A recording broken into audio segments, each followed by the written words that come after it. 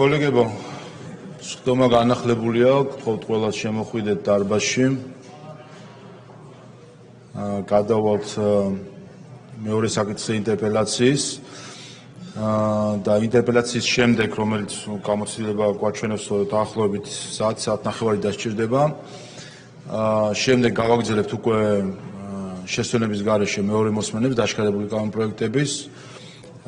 სავარაუდოდ 5:30-დან 5-მდე ამ პერიოდში, ალბათ 5:30 გვექნება კენჭისყრები, შემდეგ შესვენება და ალბათ 6 საათზე შეგვიძლია რომ მესამე მოსმენა და კენჭისყრები ჩავატაროთ.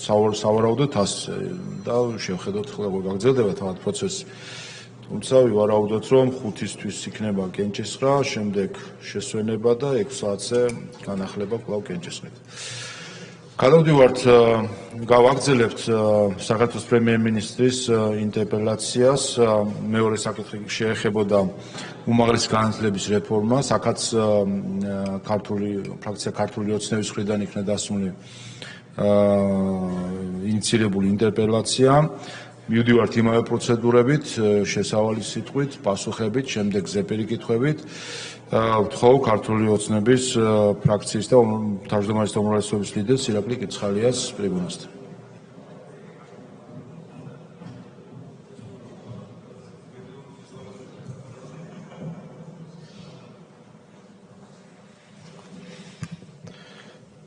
კიდევ ერთხელ მოგესალმებით, ბატონო პრემიერო, ბატონო მინისტრო.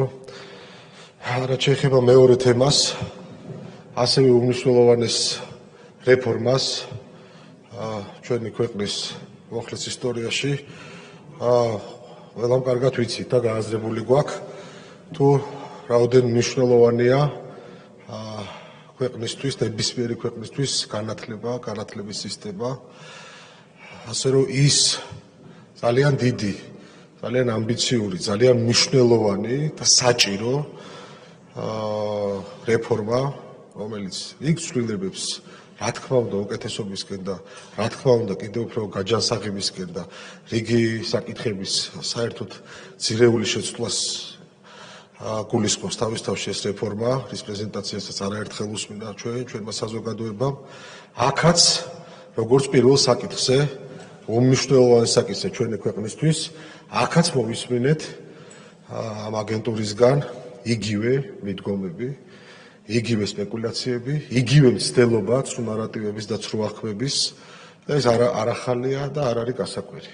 იმიტომ რომ ეს იქნება ინვესტიცია, ეს იქნება რაიმე სახის რეფორმა, რომელიც ემსახურება ჩვენი ქვეყნის წინსვლას და განვითარებას, რა თქმა უნდა, აგენტურა მყისიერად აქტიურდება და იწყებს ამ ყველაფრის გაშავებას. აქაც ჩვენმა ფრაქციამ, ქართულმა ოცნებამ გადაწყვიტა, რომ თავი მოეყარა რამდენიმე უმნიშვნელოვანესი კითხვისთვის, რაც თავის დროზე საზოგადოებაშიც გაჩნდა, ასევე კითხვები, რომელიც გაეგზავნა ბატონ პრემიერს, იქ არის კითხვები, რომელზეც ესენი სპეკულირებდნენ და ცდილობდნენ, რომ საზოგადოება შეეყვანათ შეცდომაში და ჩვენ გადავწყვიტეთ, რომ მიუხედავად იმ ბევრი პრეზენტაციისა, იმ ყოვლისმომცველი პრეზენტაციისა, რაც დაანონსების დღიდან არაერთხელ ვიხილეთ ჩვენ ეს პირდაპირ ეთერში იქნება თუ შეხვედრებზე იქნებოდა დარგთან თუ საზოგადოებისთვის და საზოგადოებასთან კიდევ ერთხელ რომ პრემიერი დღესაც ამ კითხვებს, მნიშვნელოვან კითხვებს გასცემს და ისაუბრებს ამ პასუხს და ისაუბრებს ამ უმნიშვნელოვანეს რეფორმაზე აქ საკანონმდებლო ორგანოში ამ ტრიბუნისგან და კიდევ ერთ ტრიბუნიდან და კიდევ ერთხელ დიდი მადლობა ამ ყველაფრისთვის, ამ შესაძლებლობისთვის. მადლობთ.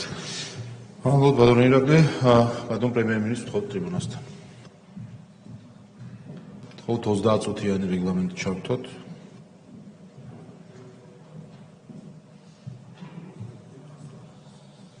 კიდევ ერთხელ მოგესალმებით. მადლობა შეკითხვებისთვის, რომელიც დაკავშირებულია უმაღლესი განათლების რეფორმასთან. ამ რეფორმის არსზე საზოგადოებას გავაცანით. ინფორმაცია ქონდა დეტალური პრეზენტაცია, თუმცა დღეს მაქვს პატივი, რომ კიდევ ერთხელ თქვენ წარმოგიდგინოთ ინფორმაცია ამ რეფორმის კონცეფციის შინაარსთან დაკავშირებით და კიდევ ერთხელ მინდა შეგახსენოთ ის 7 გამოწვევა, რომელსაც ეფუძნება ეს კონცეფცია და 7 შესაბამისი ამოცანა, რომელიც არის დასახული უმაღლესი განათლების რეფორმის სფეროში. რაც ხება გამოწვევებს და შესაბამისად ამოცანებს. პირველი გამოწვევა, რომელიც ჩვენ განსაზღვრეთ, უკავშირდება უმაღლესი განათლების სისტემის ჭარბ გეოგრაფიულ კონცენტრაციას. ეს არის გამოწვევა არა იმდენად კონკრეტულად უმაღლესი განათლების სისტემისთვის, რამდენადაც ზოგადად ჩვენი ქვეყნისთვის. ეს არის გამოწვევა ქვეყნის თანაბარი სოციალურ-ეკონომიკური განვითარების ჭრილში, რეგიონების თანაბარი სოციალურ-ეკონომიკური განვითარების ჭრილში და ვფიქრობ, რომ უმაღლესი განათლების სისტემის დეკონცენტრაციას შეუძლია მნიშვნელოვანი წვლილის შეტანა ქვეყნის თანაბარი განვითარებისთვის, მათ შორის კონკრეტული რეგიონების სწრაფი განვითარებისთვის და იმ მათ შორის დემოგრაფიული პრობლემების აღმოფხვრისათვის, რომლებიც დგას კონკრეტული ქალაქების და კონკრეტული რეგიონების წინაშე განსაკუთრებული სიმძაფრით. დღეს მდგომარეობით 85%-ზე მეტი სტუდენტებისა სწავლობს ქვეყნის დედაქალაქში, რაც იწვევს დედაქალაქის ჭარბ დატვირთვას და სათანადოდ არ არის ამ პირობებში დატვირთული ჩვენი ქვეყნის სხვა მნიშვნელოვანი ქალაქები, ძირითადად ეს ეხება ქუთაისს და რუსთავს. და ვფიქრობთ, რომ ძალიან მნიშვნელოვანია სისტემის დეკონცენტრაცია და კონკრეტულად გვინდა აქცენტი გავაკეთოთ ორი ქალაქის მიმართულებით ახალი ინფრასტრუქტურის შექმნაზე.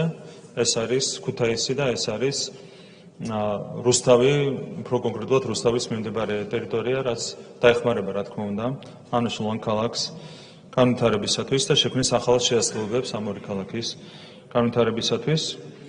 რაც შეეხება ქუთაისს, გვინდა ქუთაისს ჩამოყალიბდეს როგორც რიგით მეორე თავისი მნიშვნელობით სამართლო კერა ჩვენს ქვეყანაში. დღეს არის ერთი წამყვანი კერა, ეს არის თბილისი, ქვეყნის დედაქალაქი და გვინდა რომ ქუთაისი ვაქციოთ რიგით მეორე კერად უმაღლესი განათლების მიმართულებით. და ამისათვის უნდა შეიქმნას ქუთაისში სრულიად ახალი თანამედროვე სტანდარტების ინფრასტრუქტურა, რაც არის ამ გეგმის ერთ-ერთი მნიშვნელოვანი შემადგენელი ნაწილი.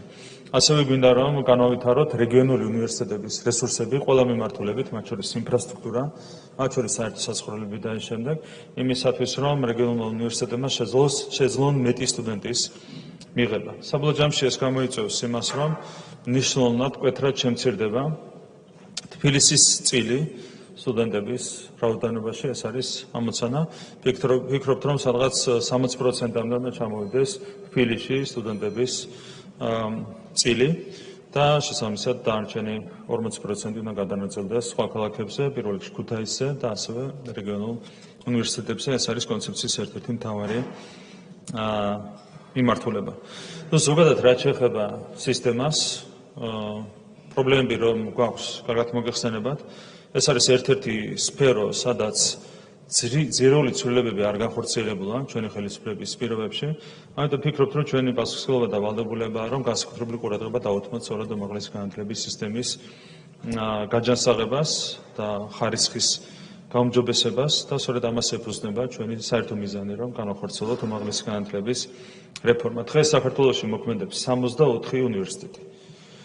ეს თავისთავად უკვე მეტყველებს იმაზე, რომ სისტემა არაჯანსაღად არის ფორმირებული და რა თქმა უნდა შეუძლებელია ჩვენი ზომის ქვეყანაში და გამოწვევებით სავსე, ასე ვთქვათ, 35-წლიანი ისტორიის გათვალისწინებით შეუძლებელია, რომ 64 უნივერსიტეტში ჩვენ ერთ პატარა ქვეყანას, მით უმეტეს ეკონომიკური და სხვა ტიპის გამოწვევების ფონზე, ჰქონდეს უზრუნველყოფილი თანაბრად მაღალი ხარისხი.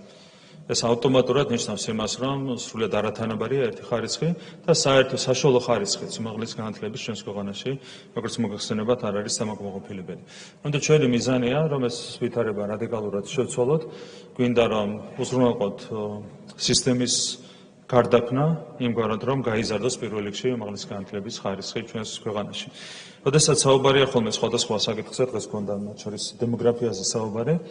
ერთ-ერთი გამოწვევა არის ახალგაზრდების იმიგრაცია, ქვეყნიდან გასვლა და ამის ერთ-ერთი მთავარი გამოწვევების მიზეზი არის ბუნებრივია უმაღლეს განათლების სისტემაში არსებული დღევანდელი მდგომარეობა. ხო, არიან ახალგაზრდები, რომლებსაც ურჩევნიათ უმაღლესი განათლება მიიღონ სხვა ქვეყნებში და როდესაც სხვა ქვეყანაში მიდის ახალგაზრდა, მათი დიდი ნაწილი არის ქვეყნისთვის, რა თქმა უნდა, დაკარგული. ხო, მით უმეტეს რომ კონკრეტულ სახელმწიფოებს, განვითარებულ სახელმწიფოებს აქვთ ეგრეთ წოდებული twinების იზიდვის პოლიტიკა და ძალიან წარმატებულად ახორციელებენ ამ პოლიტიკას და საუკეთესო შესაძლებლობის მქონე უნარების მქონე ახალგაზრდები მიდიან სხვა ქვეყანაში და რჩებიან სხვა ქვეყანაში. ეს პროცესი უნდა შეჩერდეს, რა თქმა უნდა, არა ხელოვნურად, არამედ უნდა შეჩერდეს იმით, რომ უნდა გაიზარდოს უმაღლესი განათლების ხარისხი და დონე ჩვენს ქვეყანაში და ზუსტად ამ საერთო სულისკვეთებას ეფუძნება ის კონცეფცია, რომელიც არის წარმოქმნილი ჩვენს მიერ. პირველი ამოცანა ეს არის დეკონცენტრაცია და ამ მიმართულებით არის კონკრეტული ქმედებები განსაზღვრული ჩვენს კონცეფციაში.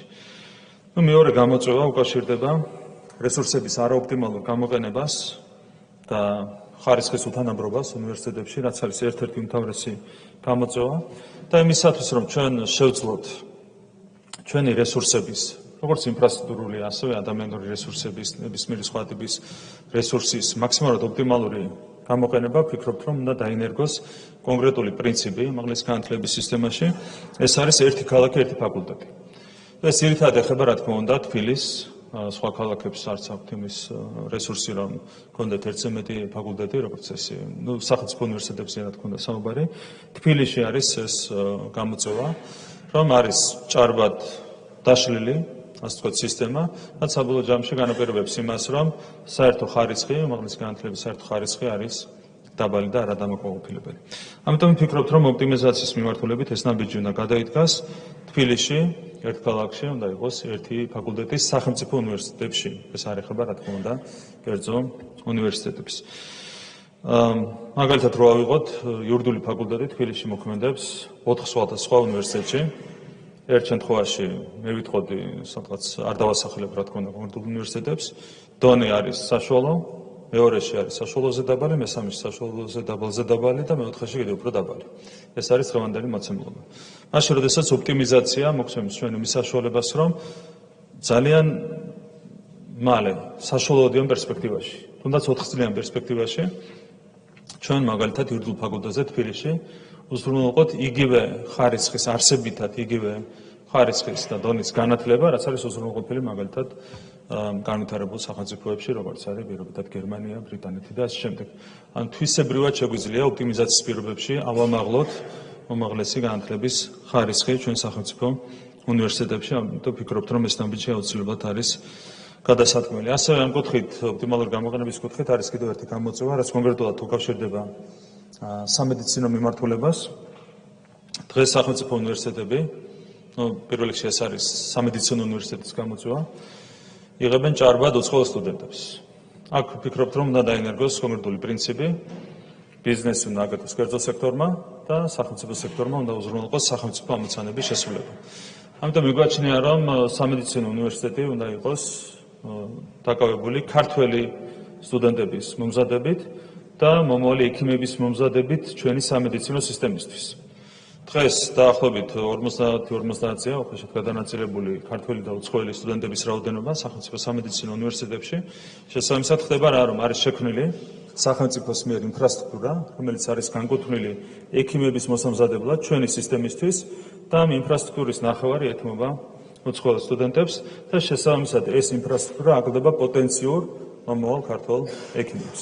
ეს მდგომარეობა ვფიქრობთ, რომ უნდა შეიცვალოს, აქედან გამომდინარე უნდა დაინერგოს სწორედ ეს პრინციპი, უცხოელი სტუდენტები უნდა მიიღონ კერძო უნივერსიტეტებმა. რა თქმა უნდა, ეს იქნება დანაკლისი სამედიცინო უნივერსიტეტისთვის, დაახლოებით 80 მილიონი იქნება დანაკლისი, საიდანაც 5 მილიონს დაიგომპენსირებს. თუმცა ქვეყანაში დარჩება ეს ფული, უბრალოდ გადანაწილდება კერძო უნივერსიტეტებზე. რაც ექნება დანაკლისი სამედიცინო უნივერსიტეტს და რაც არის დასაკომპენსირებელი, რა თქმა უნდა, ჩვენ უნდა დავაკომპენსიროთ და ამის რესურსი ბუნებრივი არსებობს. მთავარია, რომ მაქსიმუმამდე გაიზარდოს სამედიცინო უნივერსიტეტში განათლების დონე და მაქსიმალურად მოემსახუროს ეს უნივერსიტეტი სწორედ ქართულ სტუდენტებს. ეს არის მთავარი ამოცანა ამ მიმართულებით. რა თქმა უნდა, უნივერსიტეტების ინტერნაციონალიზაციის მიმართულებით გაგრძელდება მომავალშიც მუშაობა. ბუნებრივია, უცხოელი სტუდენტები იქნებიან სხვადასხვა სახელმწიფო უნივერსიტეტში წარმოდგენილი, თუმცა ეს უნდა იყოს საგამონაკლისო, გაცვლითი და მსგავსი ტიპის პროგრამები, რაც რა თქმა უნდა, არავითარ შემთხვევაში არ შეიზღუდება. ასევე, როცა საუბრობთ ოპტიმიზაციაზე, აქ ვფიქრობთ, რომ უნდა გადაიხედოს თვითონ სწავლის ხანგრძლივობა უნივერსიტეტებში. ეს არ ეხება ბუნებრივია გამონაკლის მიმართულებებს, სპეციალობებს, სამედიცინოს პირველ რიგში, სადაც ბუნებრივია ხანგრძლივობა უნდა დარჩეს შედარებით უფრო სწავლის ხანგრძლივობა უნდა იყოს შედარებით დიდი. მაგრამ ყველა სხვა მიმართულებით, პრაქტიკულად ყველა სხვა მიმართულებით შესაძლებელია შეიკვეცოს სწავლების ხანგრძლივობა და გვინდა რომ შემოვიღოთ 3+1+1 სისტემა, ანუ არსებითად 3+1, 3 წელი ბაკალავრიატი, 1 წელი მაგისტრატურა და იმ შემთხვევაში თუ სტუდენტს სურს აკადემიური საქმიანობის გაგრძელება, მაგალითად სადოქტორო პროგრამაზე მოგვიანებით სწავლის გაგრძელება და შემდეგ, ამ შემთხვევაში იქნება გახანგრძლივებული 2 წლიანი მაგისტრატურა, რომელიც უნდა დაამთავროს შესაბამისმა სტუდენტმა, ეს არის საერთაშორისო პრაქტიკის შესაბამისად მიღებული და საერთაშორისო მოთხოვნების შესაბამისად მიღებული გადაწყვეტილება. აქაც ყველაზე კარგად ვარ გარკვეული იურიდიული განათლების ასე ვთქვათ სისტემაში და მე შემიძლია დაგარწმუნოთ, რომ სავსებით არის შესაძლებელი 3 წელიწადში ყველა ძირითადი საგნის გავლა, რაც უნდა იცოდეს იურისტმა და ასევე შესაძლებელია 10-მდე დამატებითი არჩევითი საგნის გავლა სტუდენტების მიერ სპეციალიზაციის მიხედვით 3 წელი იურისტისთვის სავსებით საკმარისია იმისათვის, რომ მან მიიღოს ის საბაზისო ცოდნა, რაც უნდა გადაეცეს მას ბაკალავრიატის ფარგლებში, იგივე შეიძლება ითქვას ეკონომიკის მიმართულებაზე, სოციალურ მიმართულებებზე, ჰუმანიტარულზე და ასე შემდეგ. და ამასთან დაკავშირებით რაიმე განსაკუთრებული ასთა სხვადასხვაობა მე არ მინახავს და განსხვავებული მასშტაბები არ მომისმენია. კიდევ ერთხელ 3+1 არის 3+1+1 არის ჩვენი აზრით ოპტიმალური სისტემა. ამას თავისი დამატებითი ეფექტიც ექნება. დაახლოებით 30,000 ადამიანით გაიზრდება სამუშაო ძალის რაოდენობა ჩვენს ქვეყანაში, როდესაც 1 წლით ადრე დაამთავრებენ სტუდენტები სწავლას. ანუ 30,000-ით მეტი ახალგაზრდა ადამიანი, კადრი, სამუშაო ძალა შეემატება ჩვენ შრომის ბაზარს. როგორც მოგეხსენებათ, ეკონომიკა სწრაფად ვითარდება, გვაქვს სწრაფი ტემპი ეკონომიკის განვითარების და უკვე ბევრი მიმართულებით არის სამუშაო ძალის დეფიციტი. რა თქმა უნდა, მუშაობა არის რჩება პრობლემა და საშუალო პერსპექტივაში ჩვენ გვჭირდება ამ პრობლემის დაძლევა, თუმცა ამავდროულად ბევრი მიმართულებით უკვე არის სამუშაო ძალის დეფიციტის პრობლემა. თქვენ რომ ისმენოთ მაგალითად ბიზნეს ასოციაციის პრეზენტაციები, ისინი სამეულში პრობლემებად ასახელებენ სამუშაო ძალის ნაკლებობას და მეორე არის კვალიფიციური სამუშაო ძალის დეფიციტი, რაც არის ცალკე პრობლემა. ამიტომ აქ სჭირდება შრომის ბაზრის გამდიდრება და ამ კუთხითაც საინტერესოა, რა თქმა უნდა, ისრულება, რომელსაც გთავაზობთ. და ამასთან ერთად ძალიან მნიშვნელოვანია ბუნებრივია ხარისხის მართვის სისტემის დახვეწა. დღეს მოქმედებს ეს სისტემა, არის შესაბამისი მიმართულება განათლების სამინისტროში, თუმცა ვფიქრობთ, რომ ეს არ არის საკმარისად ეფექტიანი და ხშირ შემთხვევაში ატარებს ხარისხის მართვა ფორმალურ ხასიათს. შედის კურიკულუმები, სილაბუსები, ხდება მათი გადამოწმება, თუმცა ეს არის არსებითად ფორმალური პროცედურა. ჩვენ პასუხისმგებლობა უნდა ავიღოთ დიპლომის ხარისხზე, ეს არის განსაკუთრებით მნიშვნელოვანი და როდესაც გაიცემა დიპლომი სახელმწიფოს სახელით და როგორც მოგეხსენებათ, ყველა უნივერსიტეტი, როგორც სახელმწიფო ისე კერძო, დიპლომს გასცემს სახელმწიფოს სახელით. თუმცა ერთ შემთხვევაში ზუსტად იდენტური დიპლომი სხვა უნივერსიტეტის მიერ გაცემული არის განსხვავებული ხარისხის, შინაარსობრივად, მეორე შემთხვევაში განსხვავებული ხარისხის. მაგალითად, გერმანია რო ავიღოთ, სადაც მოქმედებს 100-მდე სახელმწიფო უნივერსიტეტი სხვადასხვა ქალაქში, თითო ქალაქში არის როგორც ეს თითო უნივერსიტეტი, ბერლინის გარდა, სადაც ორია. არსებითად ხარისხი არის ერთ და იგივე. სწავლების ხარისხი შინაარსობრივად არის ერთ და იგივე და სახელმწიფო გასცემს დიპლომს, რაზეც იღებს სრულ პასუხისმგებლობას. ჩვენთან ასე არ არის. ერთი დიპლომის ხარისხი არის დაბალი, მეორის მაღალი, ყველა თანაბრად გაიცემა სახელმწიფოს სახელით. ამიტომ ჩვენ ვფიქრობთ, რომ ხარისხის მართვის სისტემა საჭიროებს თვისებრივ გაუმჯობესებას და დახვეწას. მესამე გამოწვევა უკავშირდება საკადრო პოლიტიკას. აქაც გვაქვს სერიოზული პრობლემები სახელმწიფო უნივერსიტეტებში. მთავარი პრობლემა არის ის, რომ მეტეს შემთხვევაში პროფესორები, პედაგოგები მუშაობენ არასრულ განაკვეთზე. შესაბამისად, ისინი არ არიან აქტიურად ჩართული სასწავლო პროგრამების დახვეწა განვითარებაში, არ არიან ჩართული სათანადო კვლევით საქმიანობაში და შემდეგ. არ არის ასევე მათი შექმნილი სათანადო პირობები, მათ შორის საუბრობთ ანაზღაურებაზე, შრომის ანაზღაურებაც არის საკმაოდ დაბალი. ასეთ პირობებში, როდესაც მაგალითად სრული პროფესორის ხელფასი კატეგორიების მიხედვით არის 2-3 თბილისის სახელმწიფო უნივერსიტეტში მაგალითად, რა თქმა უნდა, რთულია დაინტერესო პირობითად კვალიფიციური ეკონომისტი, იურისტი, ან ნებისმიერი სხვა მიმართულების წარმომადგენელი, რომ სრულ განაკვეთზე იმუშაოს უნივერსიტეტში. ამიტომ ხშირად ხდება ისე, რომ ადამიანები მუშაობენ სხვაგან და შეთავსებით ასევე მუშაობენ აკადემიურ სფეროში, სახელმწიფო უნივერსიტეტებში. ასეთ პირობებში სისტემა ვერ ვითარდება და დგას ერთ ადგილზე. რატომ ფიქრობთ, რომ საკადრო პოლიტიკა უნდა გადაიხედოს და რაც თავარია უნდა შეიქმნას სახელმწიფო უნივერსიტეტებში ბირთვი სრულ განაკვეთზე მომუშავე პროფესორების სახით. ეს არის პრინციპულად მნიშვნელოვანი და მათ უნდა ქონდეთ შესაბამისად სათანადო სამუშაო პირობები და მაღალი ანაზღაურება მათ შორის. ჩვენ ვფიქრობთ, რომ სრულ განაკვეთზე მომუშავე სრული პროფესორის ანაზღაურება უნდა აღემატებოდეს ხელზე 10,000 ლარს.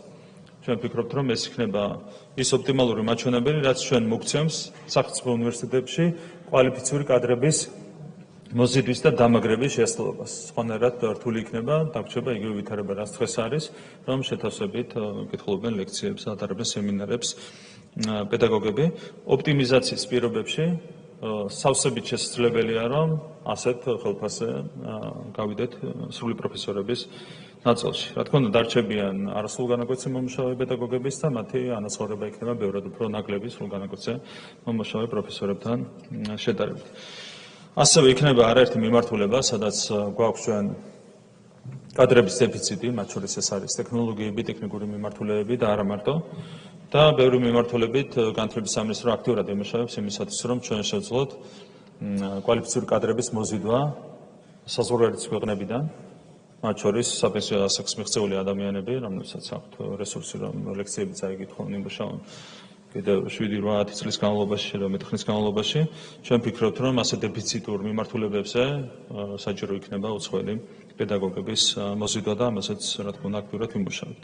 საკადრო პოლიტიკა არსებითად უნდა გადაიხედოს, ერთგვარი კათედრის პრინციპი უნდა დაინერგოს, როდესაც მიმართულებას ხავს ხელმძღვანელი, რომელიც პასუხისმგებელია შესაბამისი მიმართულებით პროგრამების დახვეწაზე, განვითარებაზე და ასევე კვლევითი საქმიანობის აქტიურად წარმოებაზე.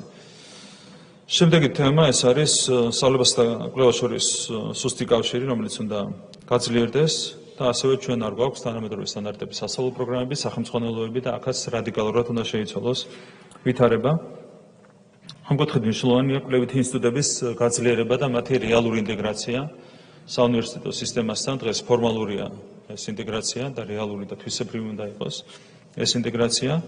და უნდა შემოიღოთ კვლევის დაფინანსების ახალი სისტემა, რომელიც ძალიანად უნდა იყოს ინტეგრირებული უნივერსიტეტებთან. დღეს არის ცალკე გაყენებული ფონდი განათლების სამინისტროს ქვეშ, რომელიც საგრანტო განაცხადების საფუძველზე აფინანსებს კონკრეტულ პროექტებს. ჩვენ ვფიქრობთ, რომ ეს სისტემა და მიდგომა უნდა შეიცვალოს, ძალიანად უნდა იყოს კვლევის დაფინანსების სისტემა ინტეგრირებული სახელმწიფო უნივერსიტეტებში. სახელმძღვანელოები, თუ ჩვენ საკადრო პოლიტიკას და მთლიანად უმაღლეს განათლების პოლიტიკას გადავხედავთ, ვფიქრობ, რომ შესაძლებელია რამდენიმე წელიწადში სახელმძღვანელოები შევქმნათ ყველა ძირითად საგანში, ყველა მიმართულებით. ეს შესაძლებელია 4 წელიწადში სწორი მიდგომით მუშაობის პირობებში. დღეს მაგალითად რო ავიღოთ იგივე ერთდული ფაკულტეტი, კონსტიტუციური სამართლის მიმართულებით არის ორი ძირითადი საგანი.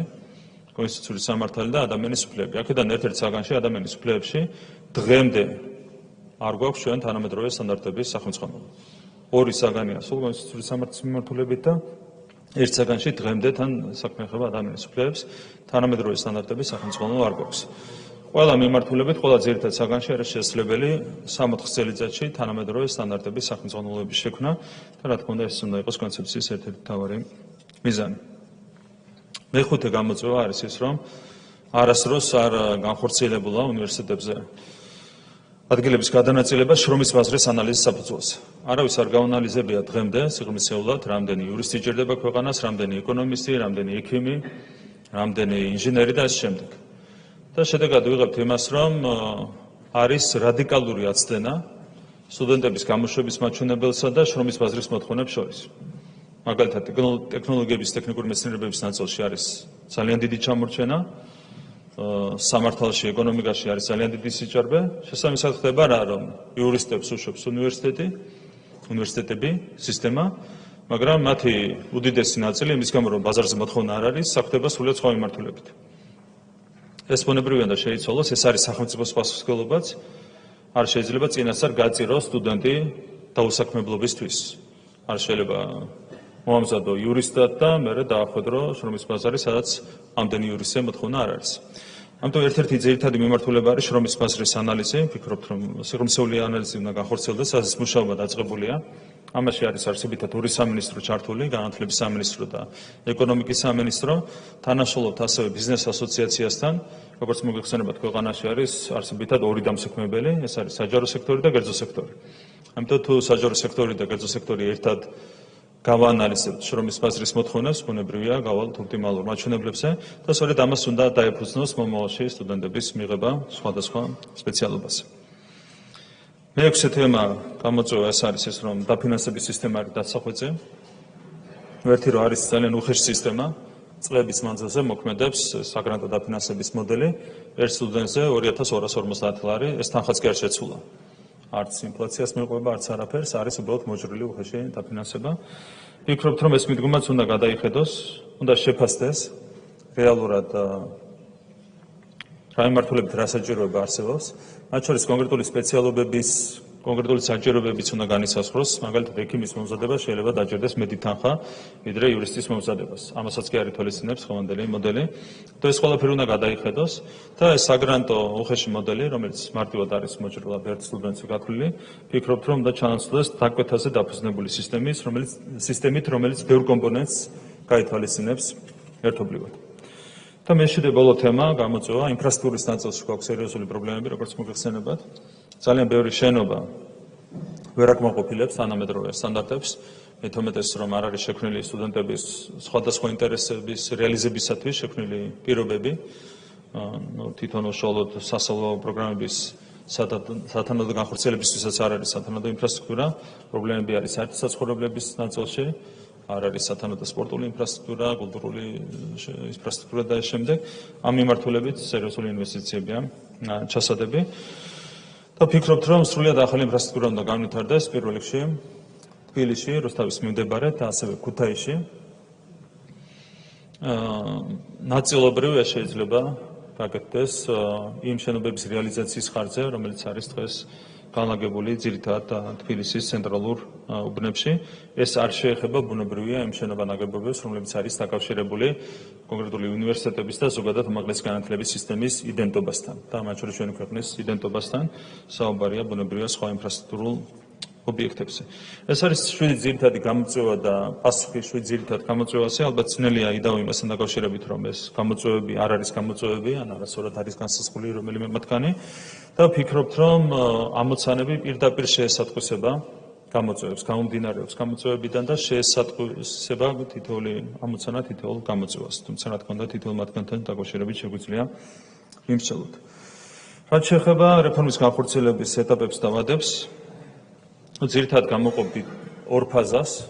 პირველი, რაც უნდა შესრულდეს მომავალ აკადემიურ წლამდე, სექტემბრამდე, კანონმდებლობის გადახედვა უნდა მოესწროს მანამდე. შრომის ბაზრის ანალიზი უახლოესი თვეების განმავლობაში უნდა დასრულდეს, დაწყებულია როგორც გითხარით მუშაობა. უნივერსიტეტებში სტუდენტების მიღება ახალი მოდელის შესაბამისად უკვე უნდა დავიწყოთ ამ აკადემიური წლიდან, სექტემბრიდან და უკვე ამ თვეებში უნდა მომზადდეს ამისათვის ბუნებრივია პირობები. ასევე უნდა ამოქმედდეს დაფინანსების ახალი მოდელი, თუმცა აქ მინდა დავაკონკრეტო, რომ ყველა ის სტუდენტი, რომელიც უკვე სწავლობს უნივერსიტეტებში, რომელსაც უკვე ჩაბარებული აქვს, გააგრძელებს სწავლას არსებული დაფინანსების მოდელით, საგრანტო მოდელით, ანუ მათი მდგომარეობა არ შეიცვლება და ყველა შეძლებს დაამთავროს სწავლა იმ უნივერსიტეტში, სადაც ჩაირიცხა. ანუ როგორც არ უნდა გადათამაშდეს კვოტები დაფინანსების მოდელი, ეს არც ერთ შემთხვევაში არ შეეხება მოქმედ სტუდენტებს, რომლებსაც უკვე კონკრეტული პირობებით აქვს ჩაბარებული შესაბამის უნივერსიტეტებში. და მეორე ფაზა ეს არის დაახლოებით 4-5 წელიწადი. 4 წელიწადში ვფიქრობთ, რომ არსებითად მოსწრებადია შესაბამისი ამოცანების შესრულება. ეს არის ახალი ინფრასტრუქტურის შექმნა, ეს არის ყველაზე შრომატევადი საქმე, რაც დროსაც მოითხოვს. კიდევ ერთხელ პირველ რიგში გვინდა რომ შექმნათ ახალი ინფრასტრუქტურა თბილისსა და რუსთავს შორის და ქუთაისში და ვფიქრობთ, რომ არსებითად 4 წელიწადში 5 წელიწადში მაქსიმუმ არის შესაძლებელი ამ ინფრასტრუქტურის შექმნა. ასევე საკადრო პოლიტიკის სრულად მოწესრიგება. ვფიქრობთ, რომ შესაძლებელია დასრულდეს, რა თქმა უნდა დაიწყება ახლავე, მაგრამ შეიძლება დასრულდეს დაახლოებით 4 წელიწადში. 3+1+1 სისტემაზე სრული გადასვლა ასევე 4 წელიწადში, თუმცა აქაც მანამდე დავიწყებთ უკვე სისტემის ცვლილებას. ხარისხის მართვის სისტემის მოწესრიგებას დრო დაჭირდება, რა თქმა უნდა, აქედანვე არის მუშაობა დასაწყები, თუმცა ალბათ თვისებრივად დასახვეწად 3-4 წელი იქნება საჭირო. და რაც შეეხება პროგრამების დახვეწას და სახელმწიფოების შექმნას, აქაც ვფიქრობთ, რომ 4 წლიან პერსპექტივაში შესაძლებელია თვისებრივად კონკრეტული ამოცანების შესრულება და მიზნების მიღწევა. ამიტომ ვადებში კიდევ ერთხელ ორ ფაზად შეგვიძლია დავყოთ. პირველი ფაზა სექტემბრამდე, მომავალი წლის სექტემბრამდე და მეორე ფაზა მოიცავს დაახლოებით 4 წლიან პერიოდს. რაც შეეხება ბიუჯეტს, ბიუჯეტის ზუსტად გაანგარიშება ჯერ შეუძლებელია, იმიტომ რომ პირველ რიგში ხარჯდებადი არის ბუნებრივია ინფრასტრუქტურის ნაწილი და ვიდრე არ გვექნება ინფრასტრუქტურის კონკრეტული გეგმა, კონკრეტული პროექტი, მანამდე შეუძლებელია საუბარი ხარჯებზე, თუმცა რა თქმა უნდა ასეულობით მილიონი დაждდება ახალი ინფრასტრუქტურა, რომელიც უნდა შეიქმნას. და ვფიქრობთ, რომ კიდევ ერთხელ ნაწილობრივ ამ ხარჯების კომპენსირება უნდა მოხდეს კონკრეტული შენობების რეალიზაციით, რომლებსაც არ აქვს კავშირი, ასე ვთქვათ, უნივერსიტეტების იდენტობასთან და შეიძლება იყოს საინტერესო მატერიალიზაცია კომერციული თვალსაზრისით. ასევე სამედიცინო უნივერსიტეტთან მიმართებით მინდა დავაზუსტო, რომ რა თქმა უნდა შენობების გადანაწილება არ შეეხება სამედიცინო უნივერსიტეტს.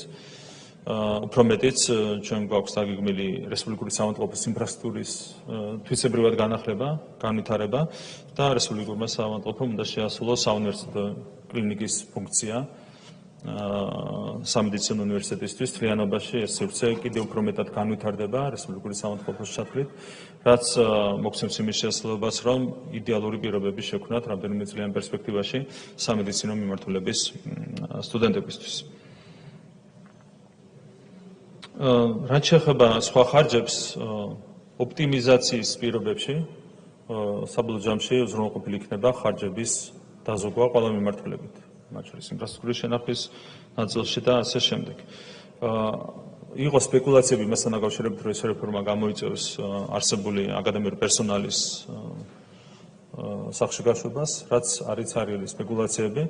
პირიქით, ამ რეფორმის გატარების პირობებში მაქსიმალურად დაგვჭირდება ჩვენ რესურსებით უნივერსიტეტების უზრუნველყოფა, მათ შორის ქუთაისის უნივერსიტეტის უზრუნველყოფა დამატებითი რესურსებით.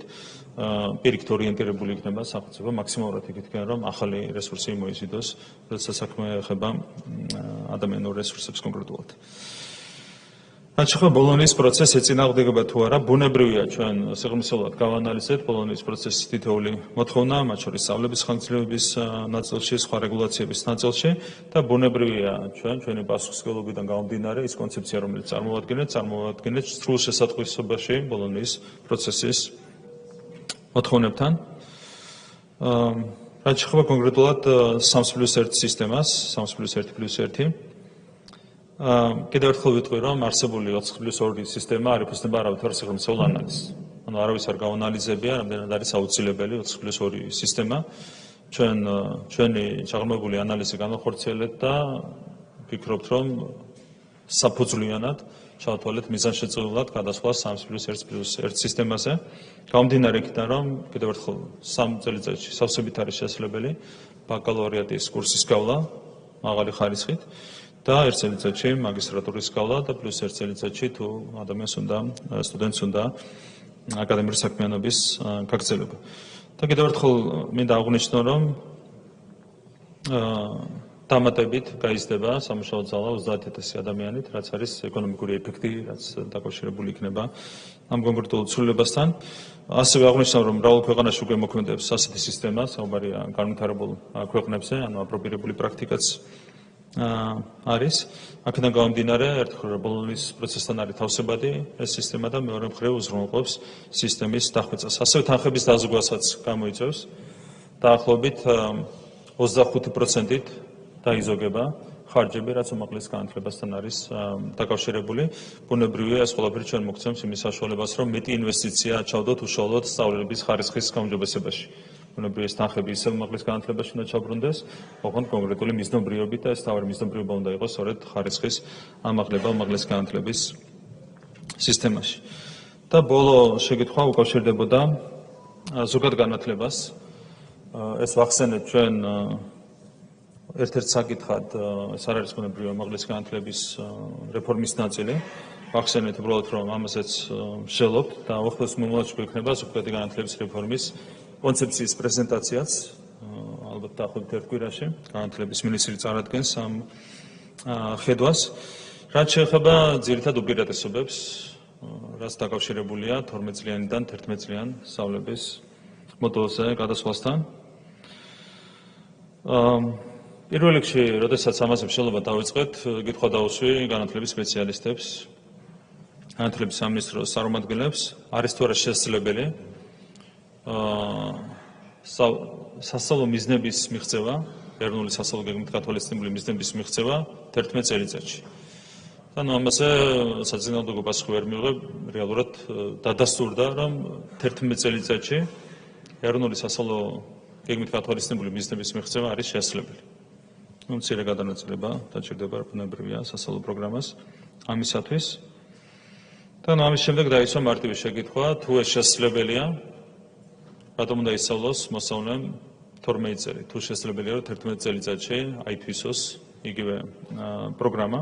უპირატესობა ხანგრძლივობის შემცირებას ბევრი აქვს. აქაც იგივე რო ავიღოთ ეკონომიკური ეფექტი, აქაც დამატებით გემატება დაახლოებით 30-40,000 სამუშაო ძალა, რაც ეკონომიკის ბუნებრივია ძალიან მნიშვნელოვანია. და ნუ ასევე ვიცით რა არის არსებული პრობლემა. რეალურად არა თუ მე-12 კლასში, მე-11 კლასშიც კი უმეტეს შემთხვევაში მოსწავლეები საერთოდ არ დადიან სკოლაში. აქ ერთ-ერთი პროგრამა ეს არის, რომ ბოლო კლასების პროგრამა საერთოდ არ არის თავსებადი მისაღები გამოცდების შინაარსთან. შესაბამისად, მოსწავლეს ურჩევნია სკოლაში სიარულის ნაცვლად მოემზადოს რეპეტიტორთან, ან სახლში მოემზადოს და ჩააბაროს უმაღლესი გამოცდა, მისაღები გამოცდა უმაღლეს განათლების სისტემაში. რა თქმა უნდა, ეს უნდა შეიცვალოს. ერთი რომ თვითონ უნდა გადაიხედოს ბუნებრივია ზოგადი განათლების პროგრამის შინაარსი და ბოლო წლის პროგრამა მაქსიმალურად უნდა იყოს მორგებული მისაღები გამოცდების მოთხოვნებზე და ამას აუცილებლად გავაკეთებთ. და მეორე კიდევ ერთხელ თუ არ არის აუცილებელი მიზნების მიღწევისთვის 12 წელი სწავლა, მაშინ ჯობია რა თქმა უნდა გადავიდეთ 11 წელიწადში. ერთადერთი რაც ოპონენტებმა დაუპირისპირეს ამ ასე ვთქვათ გზავნილს იყო ის, რომ 11 წლიანი სწავლების პირობებში მოსწავლეებს გაუჭირდებათ საზღვარგარეთ უმაღლესი განათლების სისტემაში სწავლის გაგრძელება. ანუ არავინ არ საუბრობდა იმაზე, საჭიროა თუ არა 12 წელიწადი, კარგია თუ არა არსებული სისტემა. ერთადერთი რაც იყო, რომ თუ 12 წელი არის სწავლა ბავშვმა, საზღვარგარეთ ვერ წავა პირველი კურსიდან უნივერსიტეტში. აქაც ჩვენ გვაქვს მარტივი გადაწყვეტა. ეს არ არის ხომ თავარი საკითხი. თავარია 11 ჯობია თუ 12 წელი. ამაზე არავინ არ საუბრობს, კიდევ ერთხელ წავა თუ არ წავა საზღვარგარეთ, ამაზეა საუბარი. რა თქმა უნდა, ზოგადადაც ბევრი მინუსი აქვს მიგრაციას, კიდევ ერთხელ, როდესაც პირველი კურსიდან მიდის ბავშვი სასწავლებლად საზღვარგარეთ, მათი უდიდესი ნაწილი აღარ რჩება, აღარ ბრუნდება ქვეყანაში, ამიტომ მინუსი ბევრია, მეტი აქვს საზღვარგარეთ წასვლას ვიდრე პლუსი, თუმცა ეს არის რა თქმა უნდა თითოეული მოსწავლის და მშობლის არჩევანი, ამაში ჩვენ ვერ შევალთ, მაგრამ თუ ვინმე სურს საზღვარგარეთ სწავლის გაგრძელება, აქაც იქნება შესაბამისი პირობები შექმნილი. პირველი, ეს მოთხოვნა არ შეეხება კერძო სკოლებს, და კერძო სკოლებს შეეძლებათ შეინარჩუნონ 12 წლიანი სასწავლო პროგრამა, ეს ერთი. და მეორე, რაც შეეხება საჯარო სკოლებს, აქაც თუ ვინმეს ექნება სურვილი, რომ გაიაროს მე-12 კლასი იმისათვის, რომ მე ადვილად განაგრძოს სწავლა საზღვარგარეთ, ამისათვის სპეცკლასები შეიქმნება სხვადასხვა ქალაქში.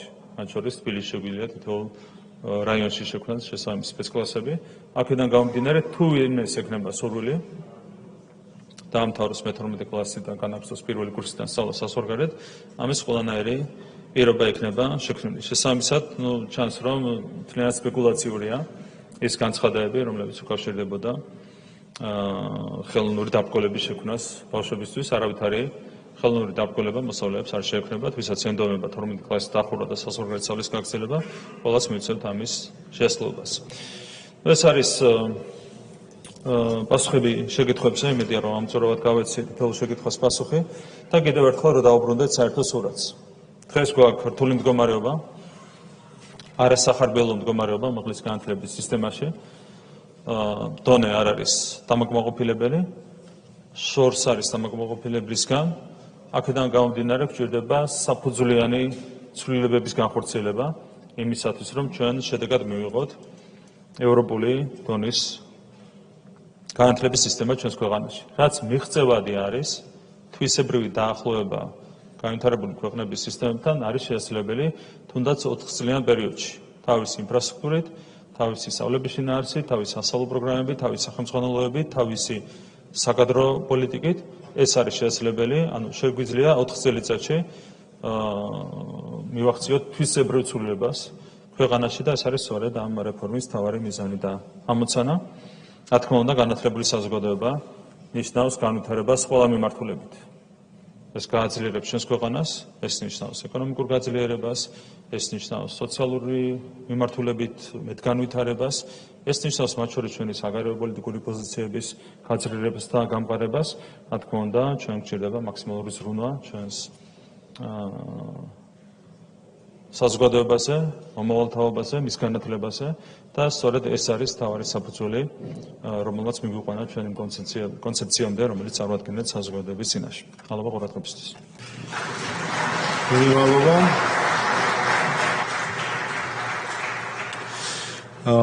აქაც შეკითხვის ავტორს დაზუსტება არ აქვს, შეგვიძლია გადავიდეთ პირდაპირ ზეპირი შეკითხვები თუ არის, გთხოვთ რომ მაცნობოთ ილია ინჯია, ეკა სეფაშვილი, დავიწყოთ ილია ინჯია. 2 წუთი ადრინდა. მადლობა. მოგესალმებით, ბატონო პრემიერო, მადლობა წარმოდგენილი ინფორმაციისთვის. ძალიან მნიშვნელოვან ეტაპს გადის, რა თქმა უნდა, ჩვენი ქვეყანა და აბსოლუტურად ლოგიკურია განათლების რეფორმის განხორციელება და დროული ალბათ.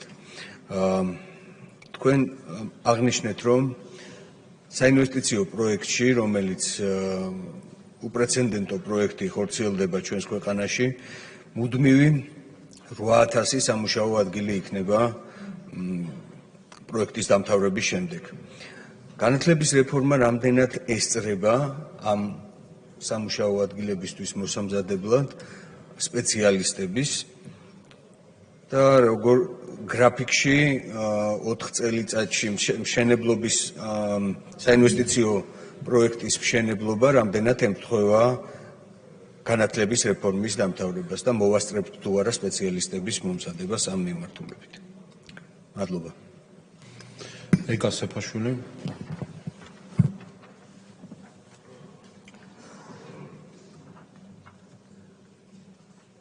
ბატონო პრემიერო, თქვენ ამ საკითხზე უკვე ისაუბრეთ, მაგრამ რადგან აკადემიურ საზოგადოებაში ამ კითხვებთან დაკავშირებით და არა მარტო აკადემიურ საზოგადოებაში, ზოგადად საზოგადოებაში ამ საკითხის მიმართ განსაკუთრებული ინტერესია, მე კიდევ გავიმეორებ ამ კითხვას, რომ თქვენ მოგეცეთ საშუალება ცალკე ხაზგასმით ამ საკითხის შესახებ ისაუბროთ, რათა ეს იყოს საერთო კონტექსტიდან გამოცალკავებული თემა.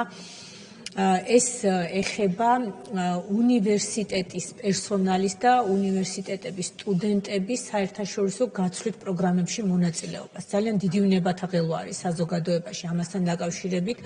განსაკუთრებით ეს ეხება Erasmus+ პროგრამაში მათ მონაწილეობას და თუ შეიძლება რომ კიდევ ერთხელ ხაზგასმით და ნაცვლად იყოს სახელმწიფოს პოზიცია ამასთან დაკავშირებით ხელს უწყობს, ხელს უშლის თუ როგორ მოიაზრებს უმაღლესი განათლების რეფორმა ამ პროგრამაში მონაწილეობას და გარდა ამ პროგრამაში მონაწილეობისა უმაღლესი განათლების დაწესებულებები როგორ ფიქრობენ საერთაშორისო კვლევით თუ სასწავლო პროექტებში ჩართვას და როგორ იქნება ხელშეწყობილი საერთაშორისო თანამშრომლობა, რომელიც ნებისმიერი დარგისათვის და ნებისმიერი სპეციალობისათვის თანამედროვე გლობალურ პირობებში არის ძალიან მნიშვნელოვანი განვითარებისათვის, იმისათვის, რომ სპეციალობებმა, სპეციალისტებმა კარგად გააცნობიერონ ის საერთაშორისო გამოცდილება, ის გლობალური ტენდენციები, რაც ზოგადად არსებობს სოფლიოში,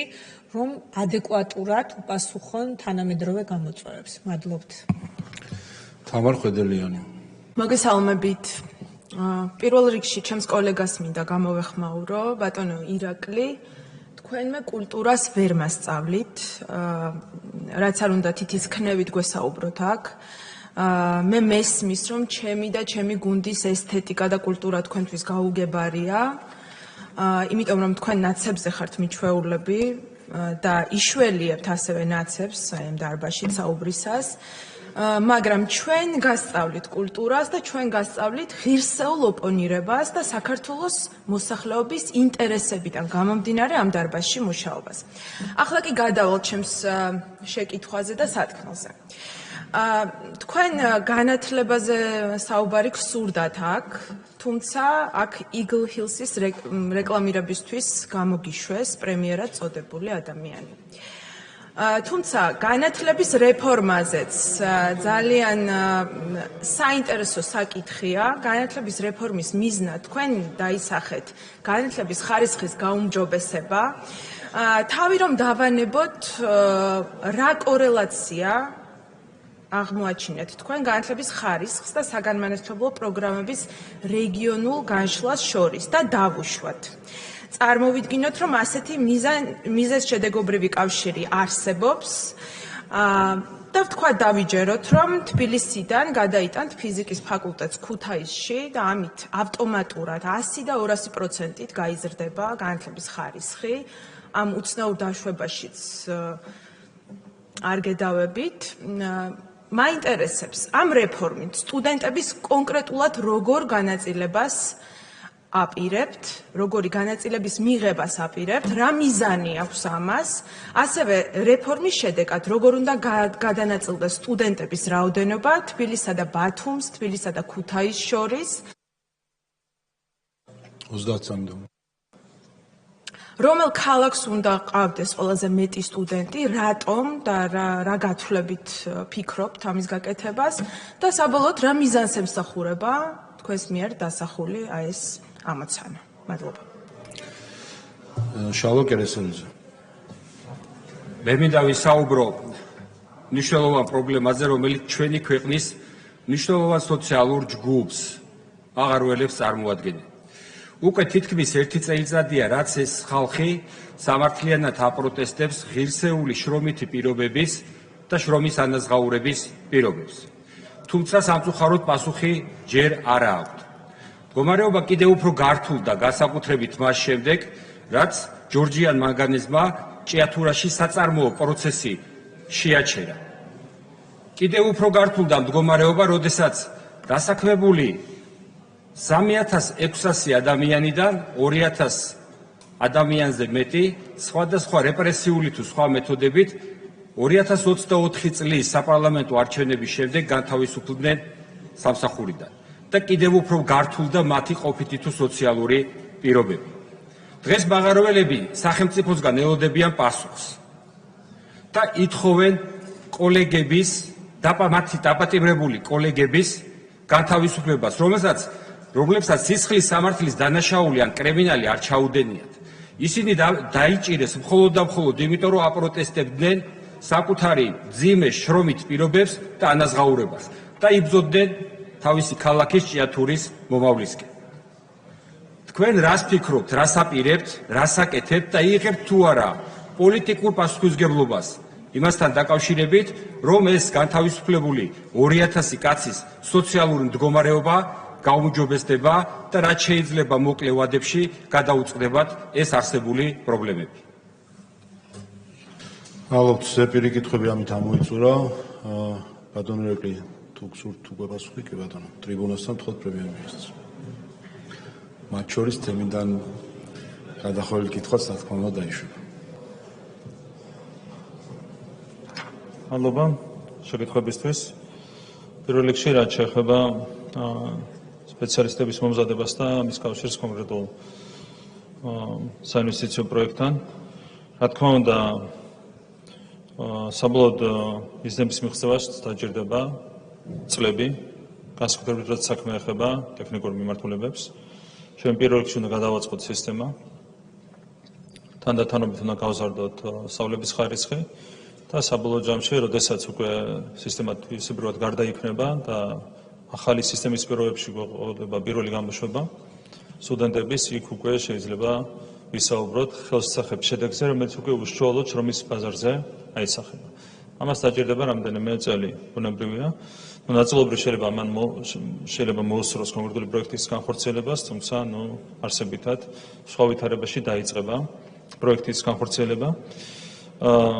მინდა გითხრათ, რომ ტექნიკური მიმართულებით გვაქვს განსაკუთრებული გამოწვევები და პრობლემები.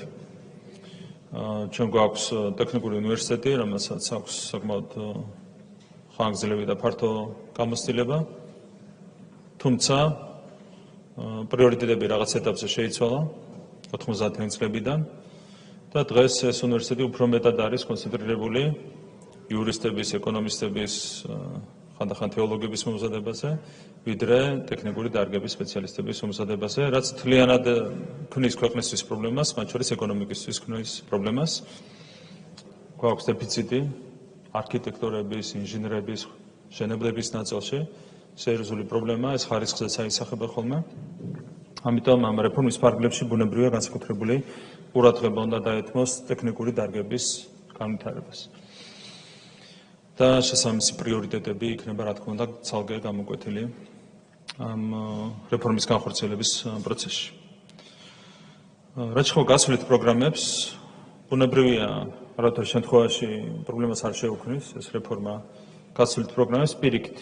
როდესაც დაიხვეწება ამაღლის განათლების სისტემა, ეს მისცემს ბუნებრივია სტუდენტებს კიდევ უკეთეს შესაძლებლობას, რომ მაქსიმალურად ჩაერთონ საერთაშორისო გასვლით პროგრამებში, აქედან გამომდინარე ამ რეფორმას პირიქით ხელშემწყობი ეფექტი ექნება გასვლითი პროგრამების წარმატებით განხორციელებაზე და სტუდენტების ჩართულობაზე ამ პროგრამებში.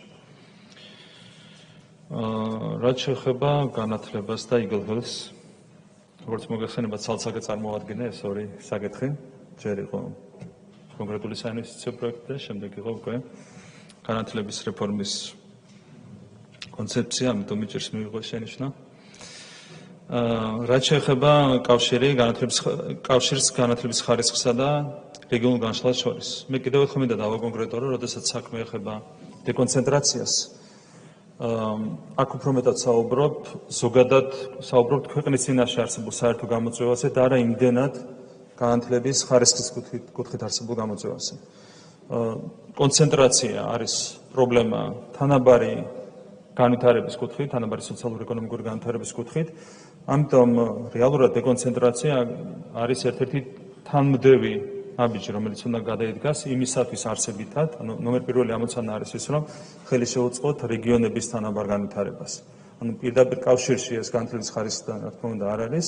აქ მთავარი ამოცანა არის ის, რომ ჩვენ ხელი შევუწყოთ რეგიონების თანაბარ განვითარებას. მაგალითად, რო ავიღოთ ქალაქი ქუთაისი, რომელიც ტრადიციულად იყო ინდუსტრიული ქალაქი საბჭოთა პერიოდში, ესიც რომ ქალაქმა თავისი ინდუსტრიული ფუნქცია დაკარგა სამწუხაროდ 90-იან წლებში საბჭოთა კავშირის დაშლის შემდეგ და ამას მოყვა ბუნებრივია სერიოზული ეკონომიკური, სოციალური პრობლემები, ძალიან დიდი მიგრაცია. ეს მიგრაცია დღესაც გრძელდება. ქუთაისი არის ერთ-ერთი ქალაქი, საიდანაც მიგრაცია მეტია, ვიდრე დაბრუნების მაჩვენებელი, კლებულობს თანდათანობით ქუთაისის მოსახლეობა.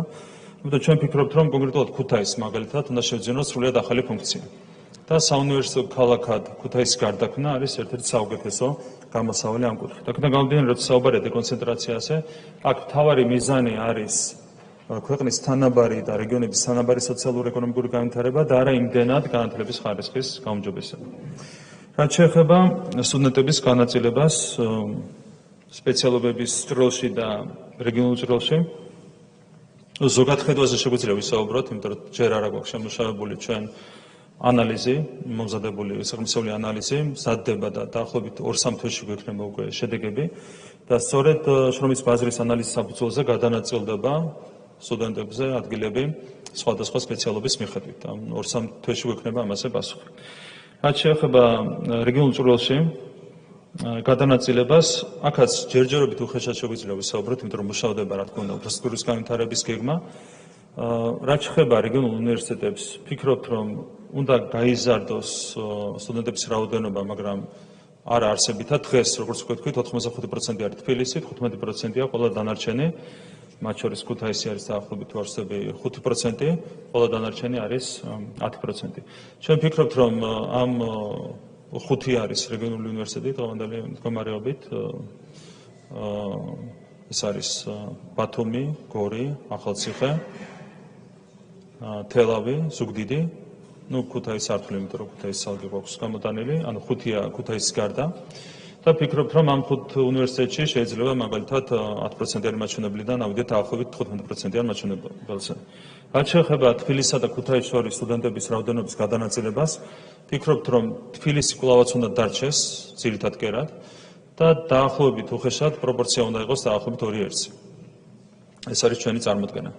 მაგალითად, შეიძლება სწავლობდეს თბილისში 60,000 სტუდენტი და ქუთაისში 30,000 სტუდენტი, დაახლოებით 15,000 სტუდენტი რეგიონებში. ეს არის უხეში დათვლა, იმიტომ ვერ ვაზუსტებთ, რომ სიღრმისეული ჩაღრმავება ჭირდება შესაბამის ანალიზს, მაგრამ დაახლოებით ასე წარმოგვიდგენია 2:1 პროპორცია თბილისსა და ქუთაისის შორის, დაახლოებით 60,000 თბილისში, დაახლოებით 30,000 ქუთაისში. სტუდენტების რაოდენობა დღევანდელთან შედარებით შემცირდება 3+1+1-ის პირობებში.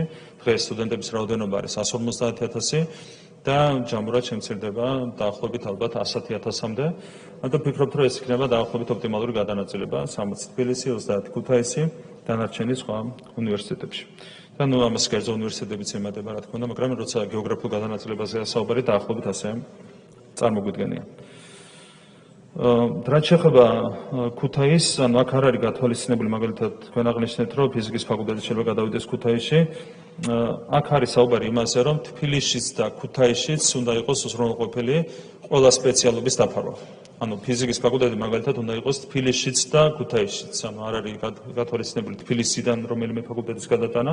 თბილისმა უნდა დაფაროს ყველა სპეციალობა და ანალოგიურად ქუთაისმაც უნდა დაფაროს ყველა სპეციალობა. რაც შეეხება სხვა რეგიონებს, რეგიონულ უნივერსიტეტებს, ჩვენი, ასე ვთქვათ, ხედვის თანახმად, ეს უნივერსიტეტები უნდა იყოს უფრო მეტად პროფილური და უნდა იყოს აქცენტი გაკეთებული მაგალითად აგრარულ მიმართულებაზე, პედაგოგიურსა და ამ შემდეგ რეგიონების სპეციფიკიდან გამომდინარე. რაც შეეხება მაღარულების თემას, არ უკავშირდება ინტერპელაციის საკითხს, თუმცა მოკლედ შემიძლია გითხრათ, რომ სახელმწიფო მაქსიმალურად ზრუნავს იმისათვის, რომ შესაბამის საწარმოებში მოხერხდეს დასაქმების მაჩვენებლის შენარჩუნება და არა მარტო ზოგადად ზრუნავს, არამედ ძალიან მსხვილი ინვესტიციებიც იდება ამაში. და ძირითადად ეს არის გამოხატული ძალიან მასშტაბურ საგადასახადო და სხვა შეღავათებში. რომ არა სახელმწიფოს მიერ დადგენილი ეს შეღავათები საწარმოებს გაუჭირდებოდა ფუნქციონირების გაგრძელება. უბრალოდ ვერ შეძლებდა ფუნქციონირების გაგრძელებას. ანუ რეალურად დოტაციურია ერთი და მეორე მაღარო და საბოლოო ჯამში სწორედ სახელმწიფოს ხარდაჭერის ხარჯზე ხერხდება შესაბამისი სამუშაო ადგილების შენარჩუნება. ამიტომ აქ მაქსიმუმს აკეთებს, ყოველთვის აკეთებს სახელმწიფო იმისათვის, რომ მაღაროები არ დაიხუროს და შევინარჩუნოთ ადამიანების დასაქმების მაჩვენებელი, შევინარჩუნოთ სამუშაო ადგილები.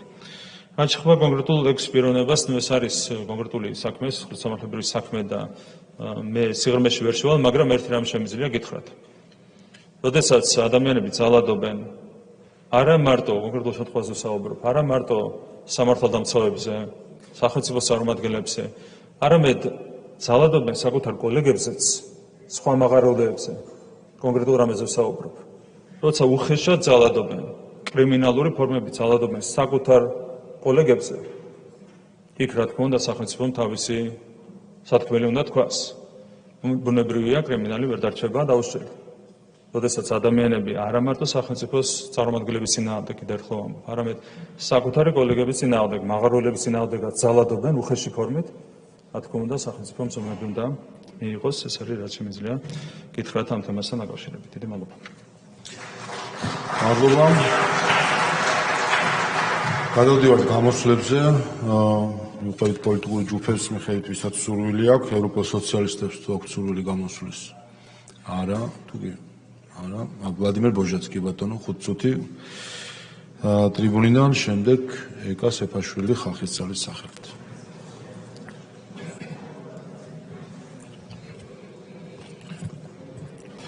მადლობა, ბატონ თავმჯდომარე.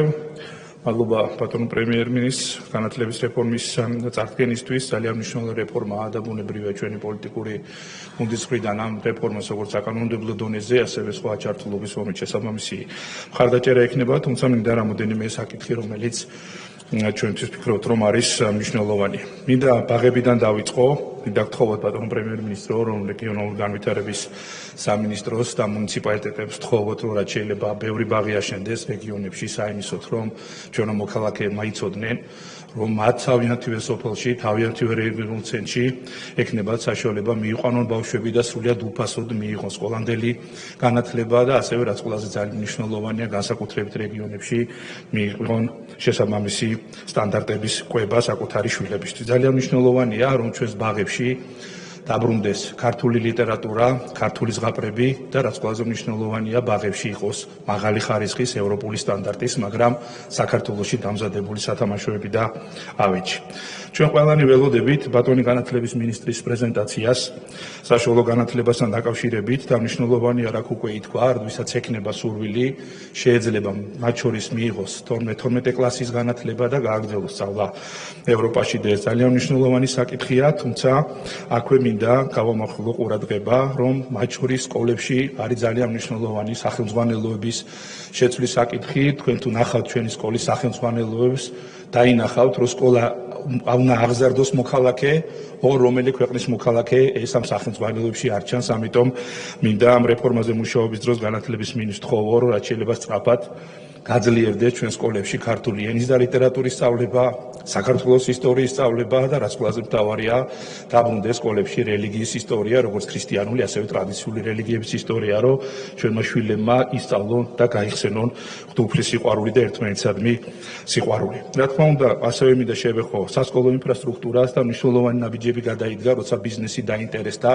სკოლებში და ასეთი ძალიან ბევრია, როგორც ღია, ასევე შიდა სპორტული სივრცეების თუ მოედნების მოწესრიგების ნაწილში და ჩვენი ლეგენდები, ოლიმპიური ჩემპიონები და მეთანხმებია, რომ ყველა მათგანმა კარიერა სპორტული ვარჯიში სწორედ სასკოლო დონეზე დაიწყო და აქ ძალიან მნიშვნელოვანია, რომ განავითაროთ სკოლებში სპორტული ინფრასტრუქტურა, საიმისოდ რომ დავამარცხოთ ნარკომანია და გავაძლიეროთ ქართული სპორტი, რადგან როგორც იცით, სწორედ სასკოლო სპორტიდან იწყება დიდი სპორტული კარიერები, იგივე ეხება მათ შორის საუნივერსიტეტო ინფრასტრუქტურა სპორტული მიმართულებით და აქაც მნიშვნელოვანია, რომ ხელი შეუწყოთ და განავითაროთ საუნივერსიტეტო სპორტი. რაც შეეხება უნივერსიტეტებს, მინდა გთხოვოთ, რომ მათ შორის სასპორტო და გულისხმობ სპორტის უნივერსიტეტის მშენებლობა გაგრძელდეს დედაქალაქში და არ მოხდეს მისი ადგილის მონაცვლეობა და აშენდეს ოლიმპიურ პარკში, ისევე როგორც იყო ეს მანამდე დაგეგმილი და რა თქმა უნდა, ალბათ მნიშვნელოვანი იქნება, რომ თეატრალური კონსერვატორია, სამხატვრო მათ შორის დარჩეს დედაქალაქში და დარჩეს საკუთარ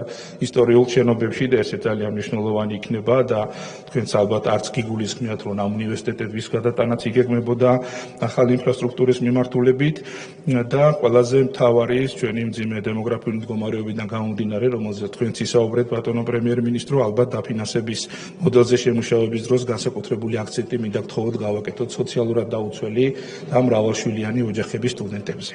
მადლობა და წარმატებები. მადლობთ. ევროპელი სოციალისტების სახელით ეკა სეფაშვილი. ბოდიშით ხალხის ძალის სახელით ეკა სეფაშვილი.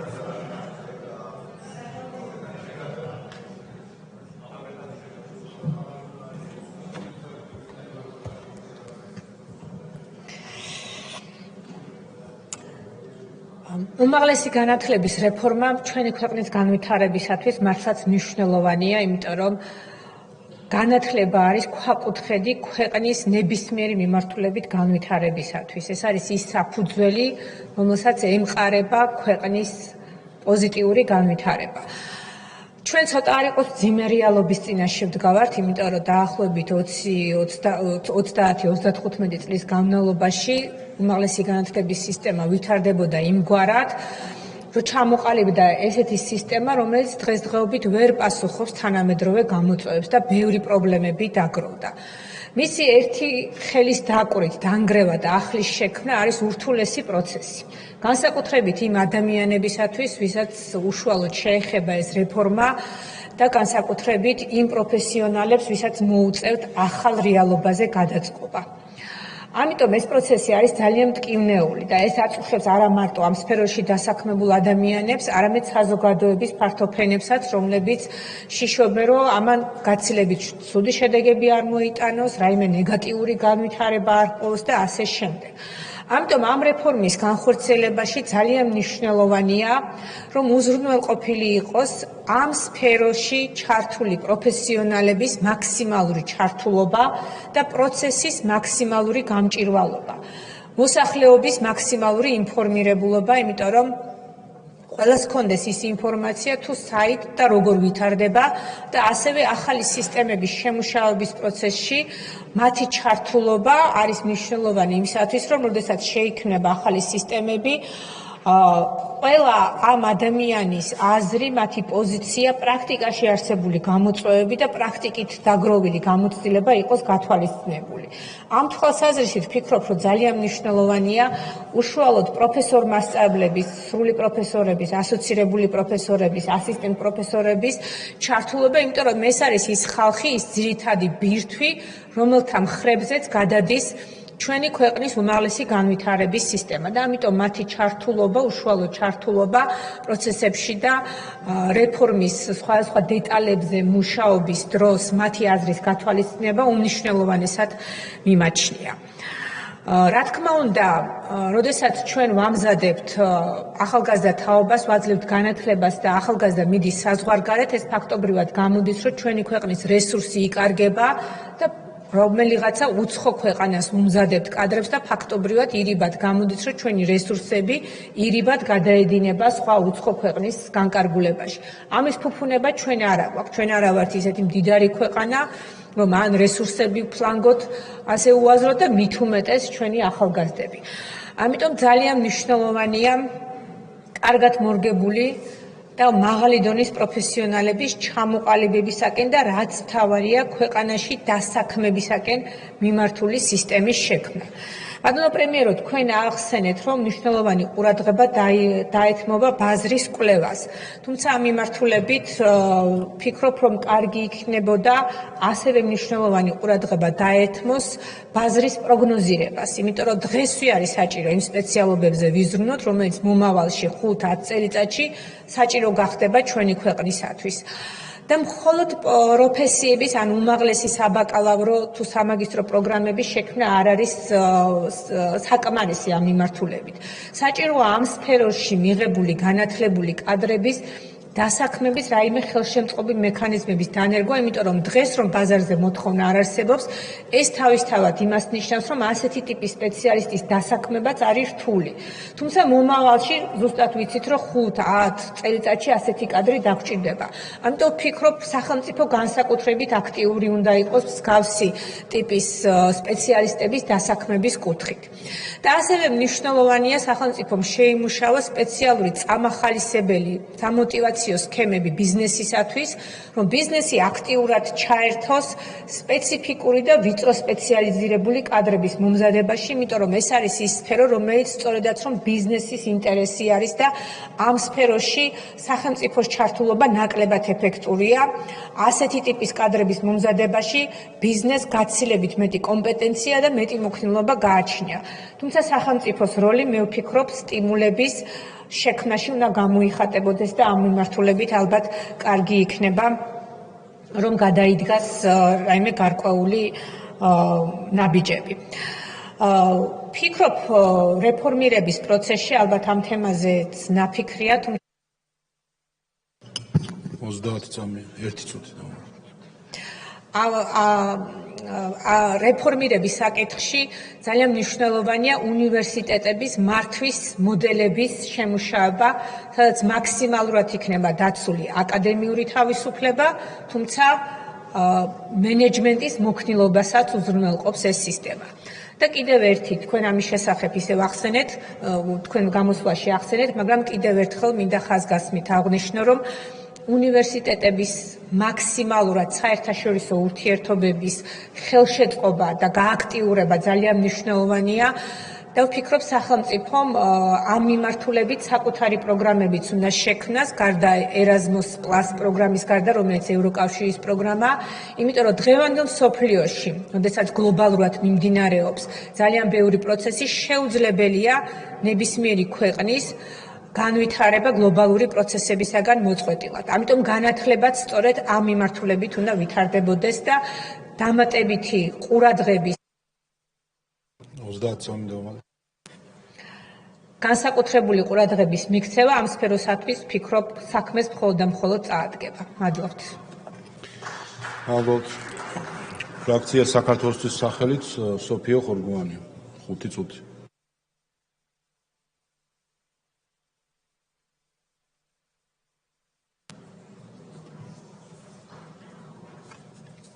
მოგესალმებით.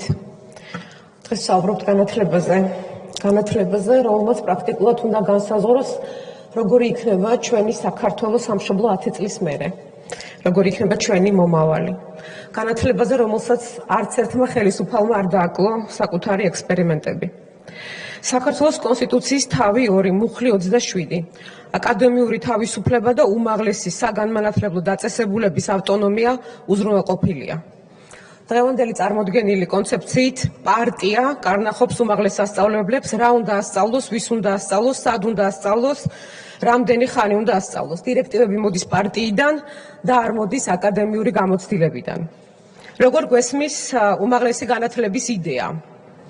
მხოლოდ 1 ან 2 ტრადიციული პროფილის და ისტორიული გამოცდილების გათვალისწინებით, ასე წერია. არის ასეთი გამოცდილება, გასული წლის 30-იანებში საბჭოთა კავშირმა მიიღო გადაწყვეტილება და დაიწყო გამოშიგნა საუნივერსიტეტო ცენტრების. ისეთი სავალალო შედეგები ჰქონდა ამას, რომ თავად თქვეს მერე ამაზე უარი. მაგრამ ჩვენ გვაქვს ტრადიცია, მაგალითად გელათი, სადაც პეტრიცი მოღვაწეობდა, სადაც გეომეტრია, ასტრონომია, ფილოსოფია, მუსიკა, არითმეტიკა ერთად ისწავლებოდა. გერმანია, რომელსაც თქვენ კარგად იცნობთ, გერმანიაში მე-18 საუკუნიდან უნივერსიტეტში სხვადასხვა პროფესიებს, მრავალ დისციპლინას ერთად ასწავლიან. და სხვათა შორის ასეა მსოფლიოში იმ უნივერსიტეტებში, რომელსაც აქვს მაღალი რეიტინგი და სადაც უმრავლესობა თქვენი შვილები სწავლობენ. თქვენი კონცეფცია ამბობს, რომ სტუდენტები ქალაქში ფეხებში გვედებიან და უმჯობესია, რომ რაღაც ორ ქალაქში გადანაწილდნენ ან ქალაქის ბოლოს, ან თქვენ რომ განსაზღვრავთ იმ ქალაქებში. რუსთაველის გამზირზე გვაქვს 2 მოლი სავაჭრო. რატომ მაინც და მაინც რამდენიმე უნივერსიტეტი გამოიწვევს გადატვირთვას ქალაქის? ან საერთოდ რას უპირებთ იმ უნივერსიტეტებს, გადატანილ უნივერსიტეტებს? სოხუმის უნივერსიტეტი მაქვს დამთავრებული. დევნილ უნივერსიტეტებს რას უპირებთ? ასევე ერთდროულად რომ დაამთავრებენ ბავშვები მე-11 და მე-12 კლასს, აღმოჩნდება, რომ უფრო მეტი 17-18 წლის ახალგაზრდა დაგვრჩება გარეთ, იმიტომ რომ კონკურენციაც ხომ გაიზრდება. ან ზოგადად საიდან მოდის ის აზრი, რომ მოკლე განათლება ნიშნავს უკეთეს ხარისხს განათლებაში?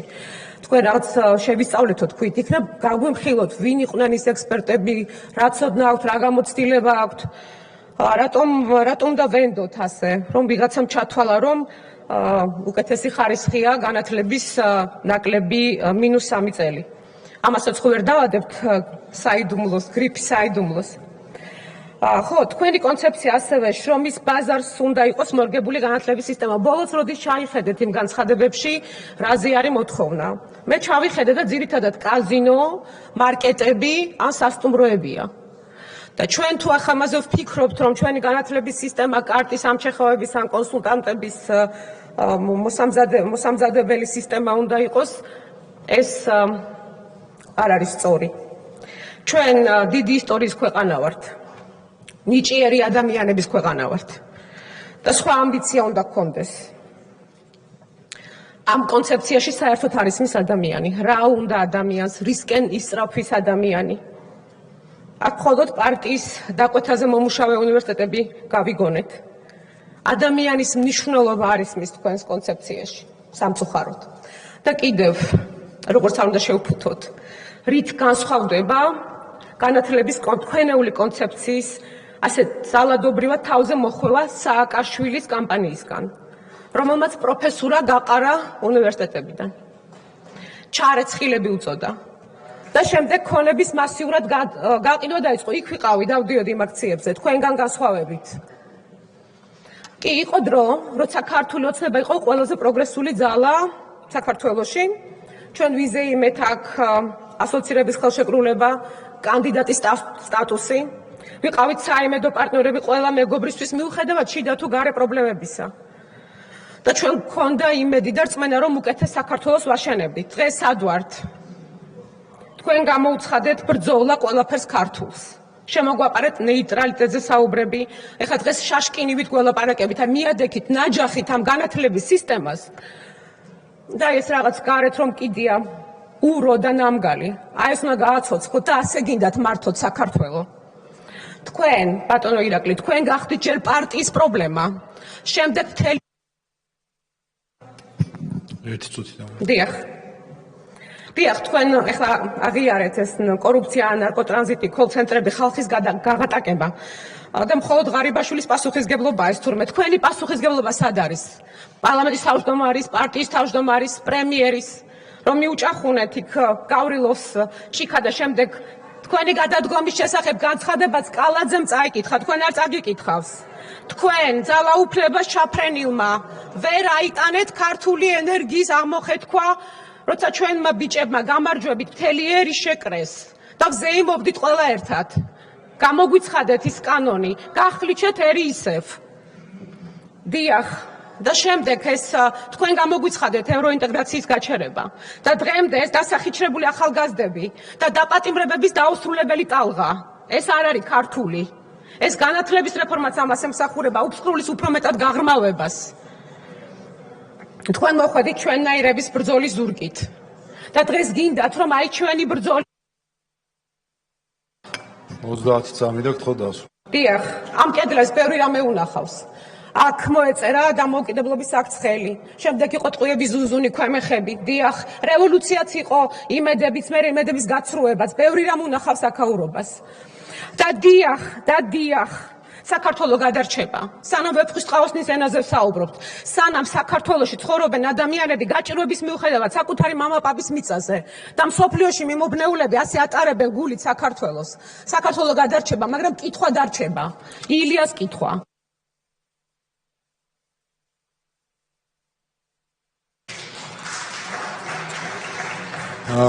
ფრაქცია ქართული ოცნების სახელით ირაკლი კირცხალია, 5 წუთი.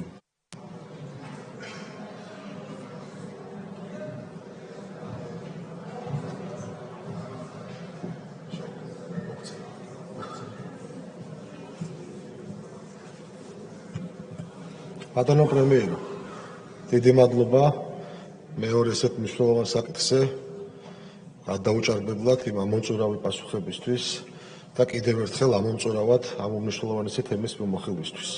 არწმუნებული ვარ ჩვენს და საზოგადოებაც კიდევ ერთხელ ხაზგასმით მოისმინა ამ პროექტის ირგვლივ ყველა ის მნიშვნელოვანი კითხვა, რომელიც მნიშვნელოვანი კითხვაც არსებობდა და ერთხელ და საბოლოოდ ვთქვათ ამ ტრიბუნიდან კიდევ ერთხელ აუხსენეთ თქვენ საზოგადოებას თუ რაოდენ მნიშვნელოვანი რეფორმა განხორციელდება და როგორც პირველ საკითხთან დაკავშირებით, ასევე ამ საკითხთან, ამ რეფორმასთან დაკავშირებითაც უმრავლესობის უპირობო მხარდაჭერა ამ უმნიშვნელოვანეს რეფორმას ჩვენი ქვეყნისთვის.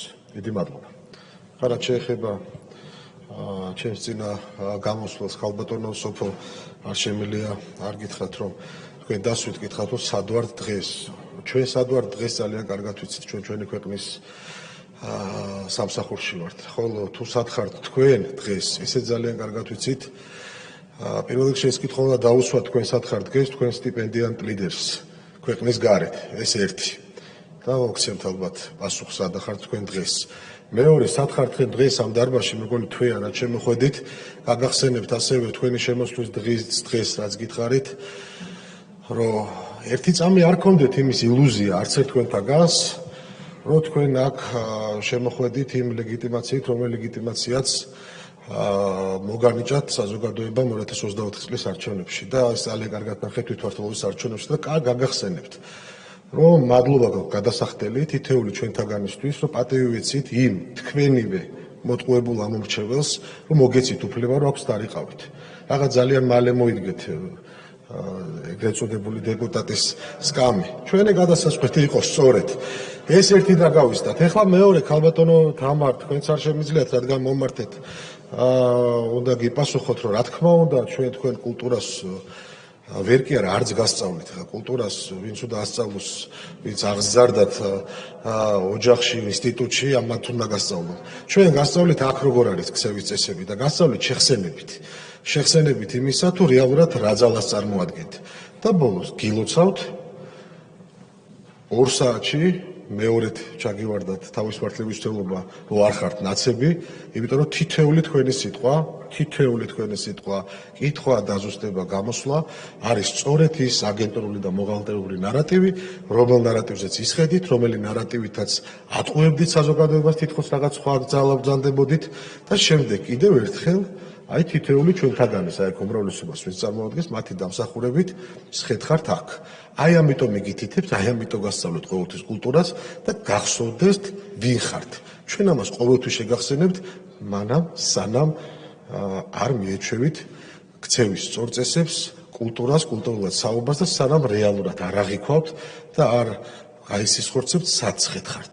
ჩვენი დამსახურებით და არა იმ საზოგადოების, რომელიც სიცრუეზე და სიცრუე თქვენი სტიპენდიანტი ლიდერისთვის არის ალბათ ცხოვრების კრედო და შინაგანი მდგომარეობა, გასაკვირი ნამდვილად არაფერი არ არის. კიდევ ერთხელ ჩვენ პატივი ვეცით იმ საზოგადოებას, ჩვენი ქვეყნის მოსახლეობას, რომელმაც თქვენ შეცდომა შეიყვანეთ, თქვენ მოგცათ ხმა, მაშინ როცა მოგცათ ხმა. და თქვენი რეიტინგი დღეს ძალიან კარგად იცით ადგილობრივი თვითმმართველობის არჩევნებიდან. და კიდევ ერთხელ საბოლოოდ ჩვენ ვდგევართ ჩვენი ქვეყნის გვერდში, ჩვენ ვდგევართ ჩვენი ქვეყნის სამსახურში და ჩვენი ქვეყანა დღეს არის დამოუკიდებელი ისე, როგორც არასდროს. და მე ამით ვამაყობ და ამაყობს თითოეული ჩვენთაგანი, რომელიც ამ დარბაზში ის ეს იქნება აღმასრულებელი თუ ის იქნება საკანონმდებლო ხელისუფლების შტო და ნებისმიერი ის ქვეყნის ჯარისკაცი, რომელიც ღირსეულად დგას თავის ქვეყნის გვერდზე და ეს ესე გაგრძელდება. დიდი მადლობა. მადლობთ, დასმით სიტყვათ უხსოვთ, გიგონასთან.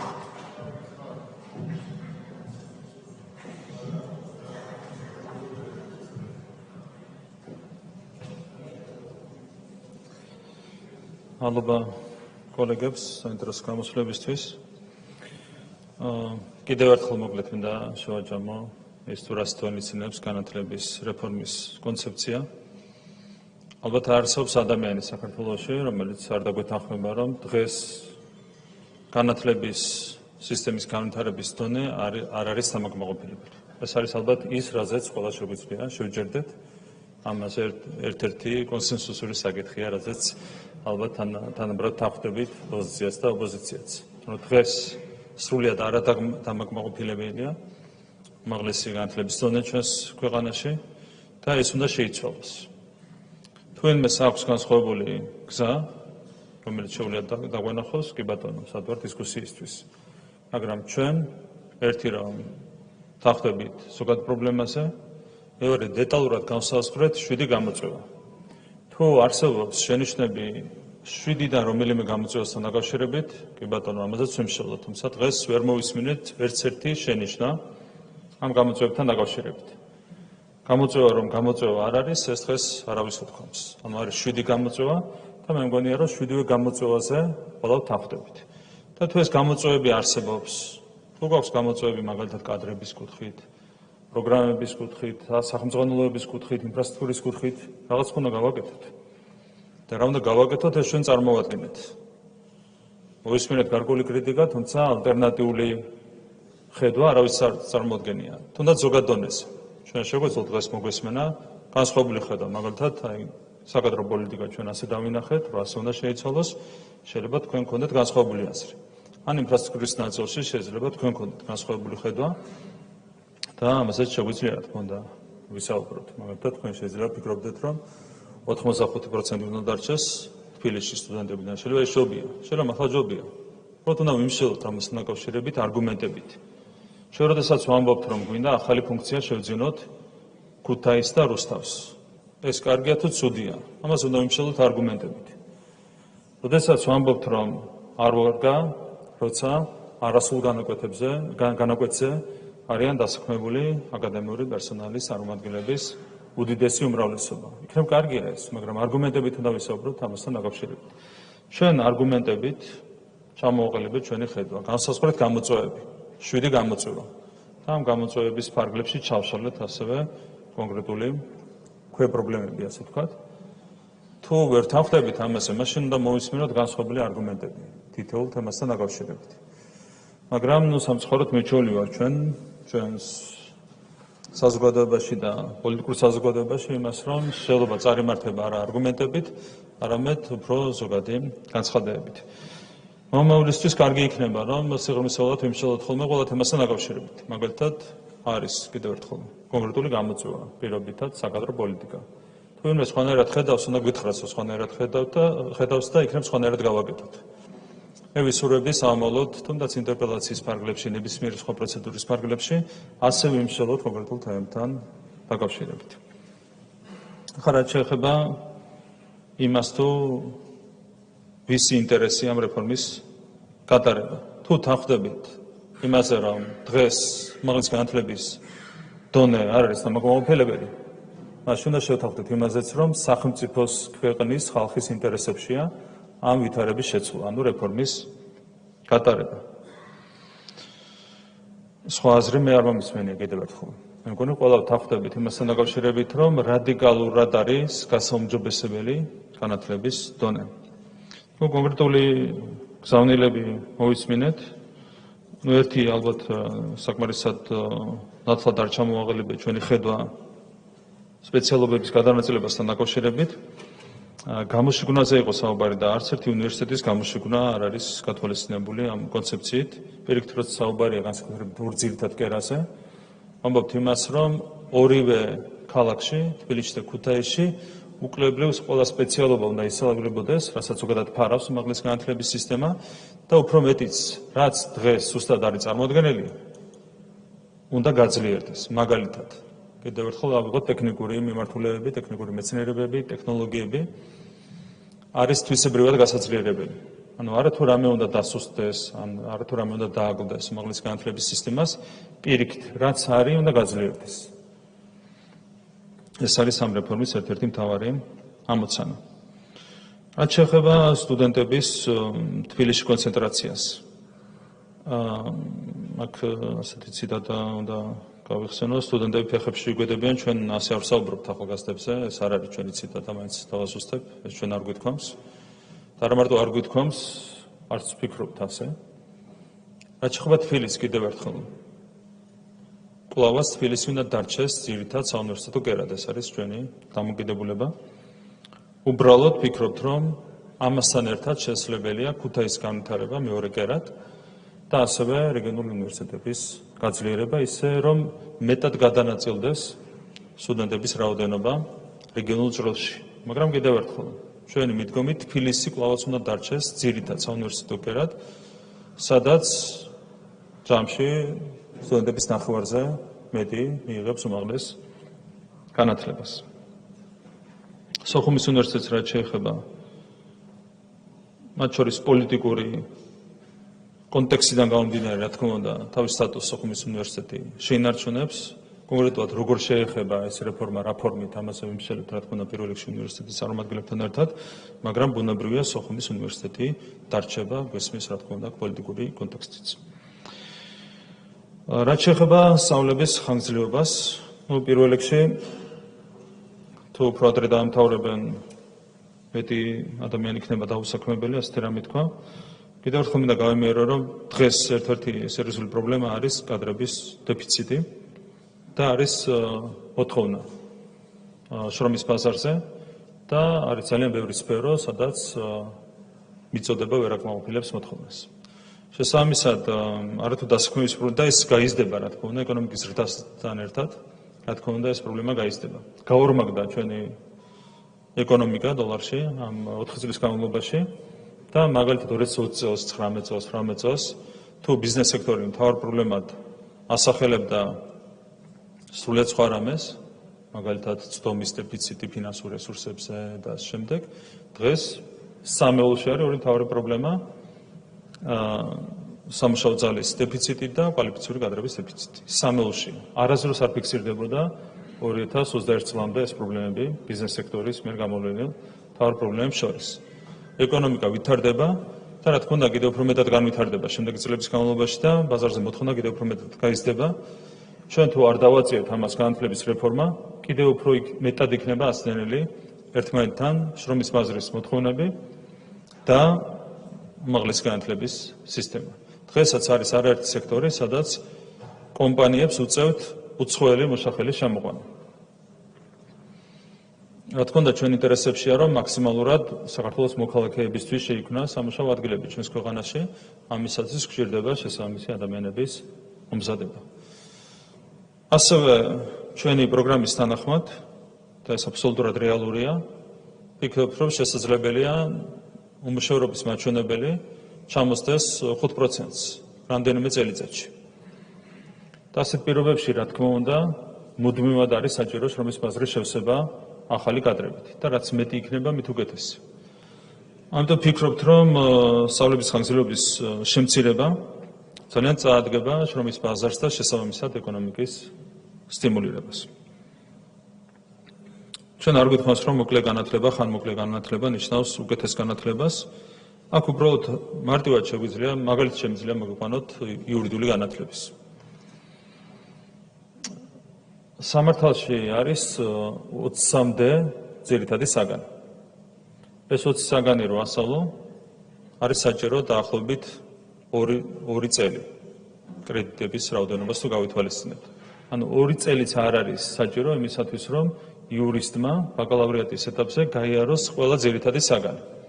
და შემდეგ რჩება სპეციალიზაცია და არჩევითი საგნები და რჩება საკმარისი დრო იმისათვის, რომ სტუდენტმა გაიაროს 10-ზე მეტი საგანი არჩევითი სპეციალიზაციის მიხედვით. თუ ვინმე დამიმტკიცებს, რომ ეს არ არის საკმარისი ბაკალავრიატის დონეზე სათანადო კვალიფიკაციის იურისტის მოსამზადებლად, კი ბატონო, მივშელოთ.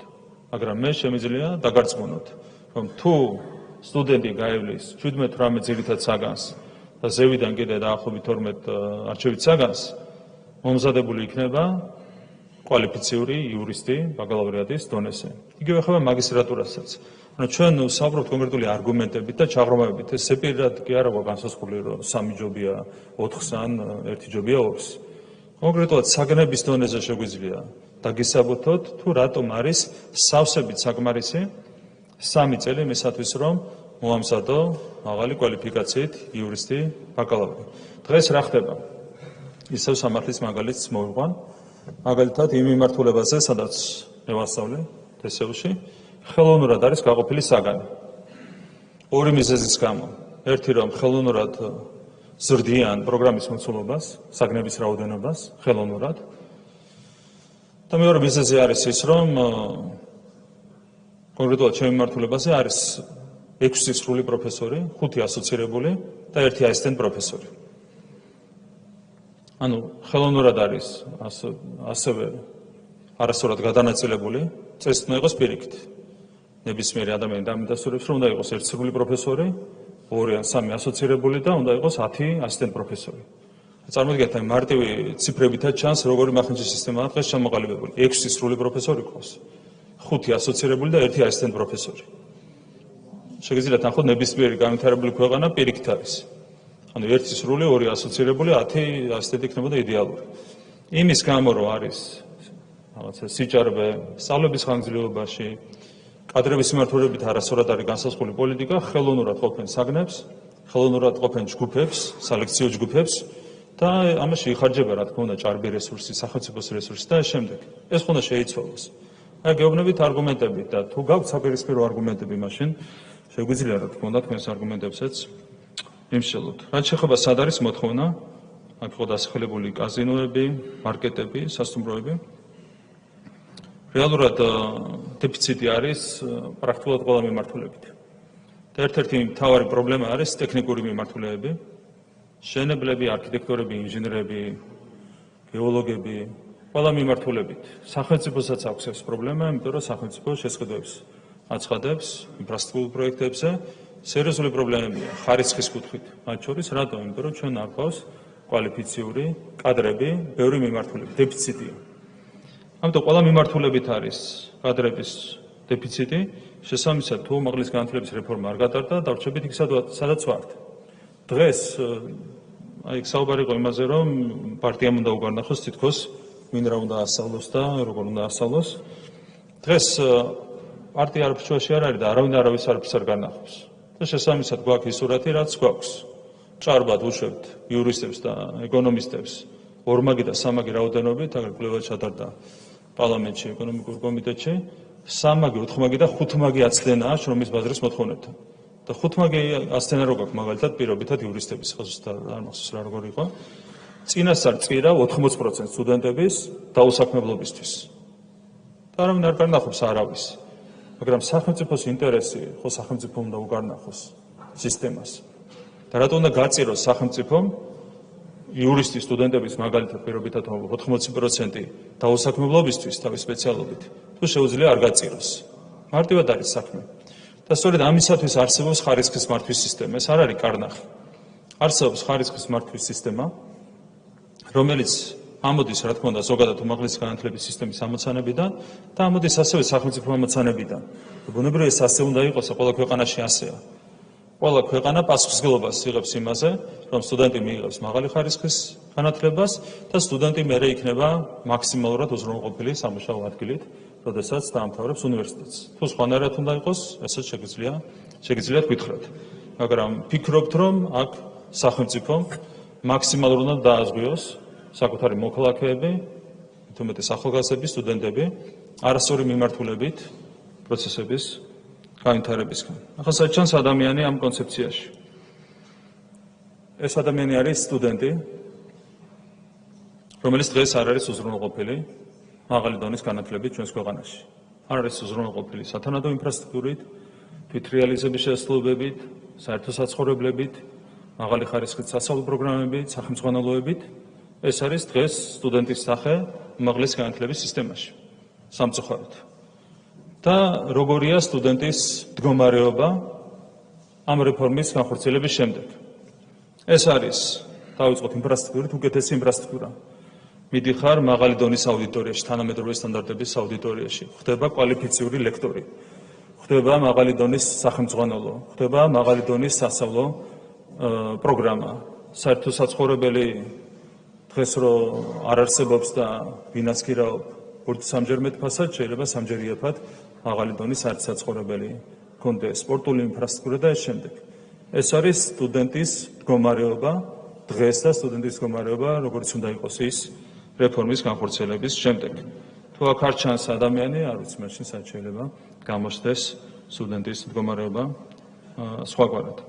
რაც შეეხება საკადრო საკითხებს, რა თქმა უნდა, არავის გაღრა არ არის მიზანი, პირიქით მოთხოვნა არის კვალიფიციურ კადრებს. და უფრო მეტიც თქვით, რომ არის მიმართულებები, დეფიციტური მიმართულებები, სადაც უცხოელების ჩამოყვანაც კი დაგჭირდება. სადაც უბრალოდ ქართველი კადრი არ არის, ვინც შეიძლება მაღალი დონის ლექცია ჩაატაროს. ანუ არა თუ ვინმე შეიძლება გავუყაროთ, პირიქით გვჭირდება მაქსიმალურად კვალიფიციური კადრების მოზიდვა, იმისათვის, რომ მათ მაღალი ხარისხის ცოდნა გაუზიარონ სტუდენტებს. ამიტომ ეს არის, მე ვფიქრობ, არა მარტო კონკრეტული პოლიტიკური ამოცანა, ეს არის ეროვნული მნიშვნელობის ამოცანა. განათლების რეფორმა არის ერთ-ერთი უმთავრესი ეროვნული ამოცანა. კიდევ ერთხელ უნდა ვაღიაროთ, რომ ეს არის ის მიმართულება, სადაც ყველაზე ნაკლები გაკეთდა გასული 13 წლის განმავლობაში და რა თქმა უნდა, ეს გაგესრებს კიდევ უფრო მეტ პასუხისმგებლობას, რომ მაქსიმალურად ვიზრუნოთ უმაღლესი განათლების რეფორმის გატარებაზე. და მე მგონია, რომ აქ საუბარი იყო, რომ არა მარტო ქვეყანას, არამედ პარტიასაც შეუქმნით პრობლემები. მე მგონია, რომ ისეთივე წარმატებით გავატარებთ ამ რეფორმას, როგორც წარმატებით პირადად მე უზრუნველყავი 7 არჩევნების მოგება, როგორც შტაბის ხელმძღვანელმა. ამიტომ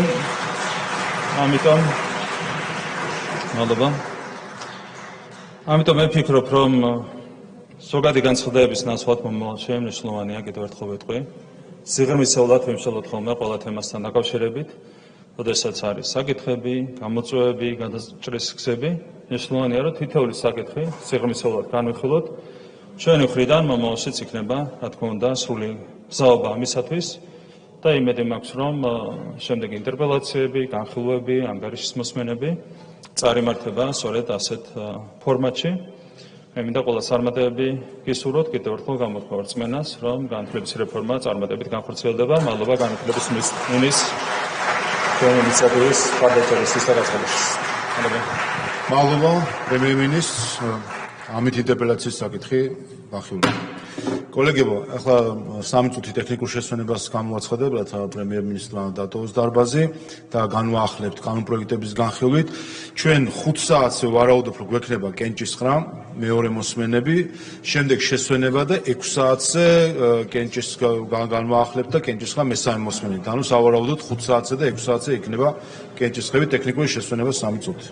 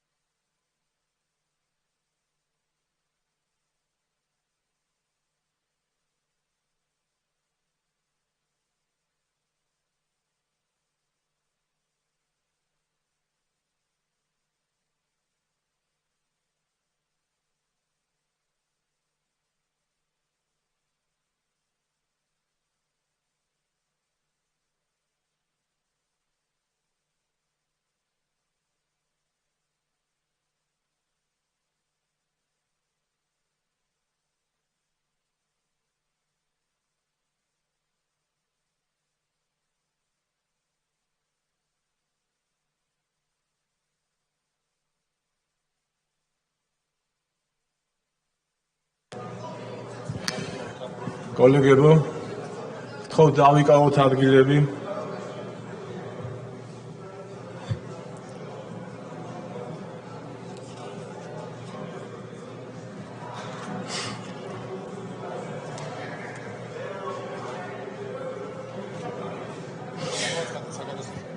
ვაგრძელებთ სხდომას, განვიხილავთ საქართველოს კანონის პროექტ, საქართველოს საგადასახადო კოდექსში ცვლილების შეტანის შესახებ მეორე მოსმენა მოგხსენებელი პარლამენტის წევრი შოთა ბერეკაშვილი. ბატონო შოთა, გთხოვთ.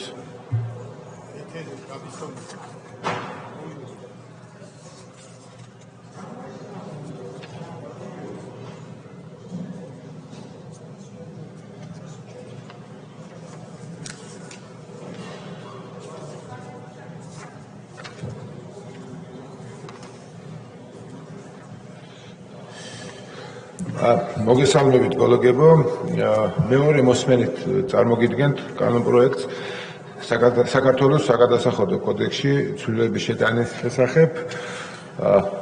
ბატონო შოთა, მეორე მოსმენით მივდივართ, მე მუხლებს ავიკითხავ და თუ რამე ცვლილება იყო, თქვენ შეგიძლიათ გითხრათ. კითხვების თუ იქნება, თავისთავად დასვამენ პარლამენტის წევრები. მუხლი პირველი A პუნქტი ცვლილება არ განხორციელებულა. კითხვები არ არის. მეორე მუხლი ასევე B და G პუნქტში ცვლილება არ განხორციელებულა და მუხლი 2 არც აქ არ განხორციელებულა ცვლილებები. კითხვები არ არის, გამოსვლები ხომ არ არიან. დასმით სიტყვით ხომ არ მიმართ? არა, მადლობთ. კანონპროექტი მეორე მოსმენით განხილულია. და აქვე შემდეგი საკითხი, ეს არის საქართველოს კანონის პროექტი მეწარმეთა შესახებ კანონში ცვლილების შეტანის თაობაზე, მეორე მოსმენა მომხსენებელი, აქაც თქვენ ბრძანდებით ბატონო შოთა, გისმენთ. აქაც მეორე მოსმენით არის აღნიშნული კანონპროექტები და მუხლებრივად მაშინ აქაც ანალოგიურად მუხლებრივად გავიაროთ, მოდით. პირველი მეწარმეთა შესახებ საქართველოს კანონში პირველი მუხლი რაიმე ცვლილება ხომ არ იყო? პირველ მუხლში გასწორდა იურიდიული დეპარტამენტის რედაქციული შენიშვნების გათვალისწინებით, ხოლო მუხლი 2 ცვლილება არ განხორციელებულა. მუხლი 2 კითხვები არ არის.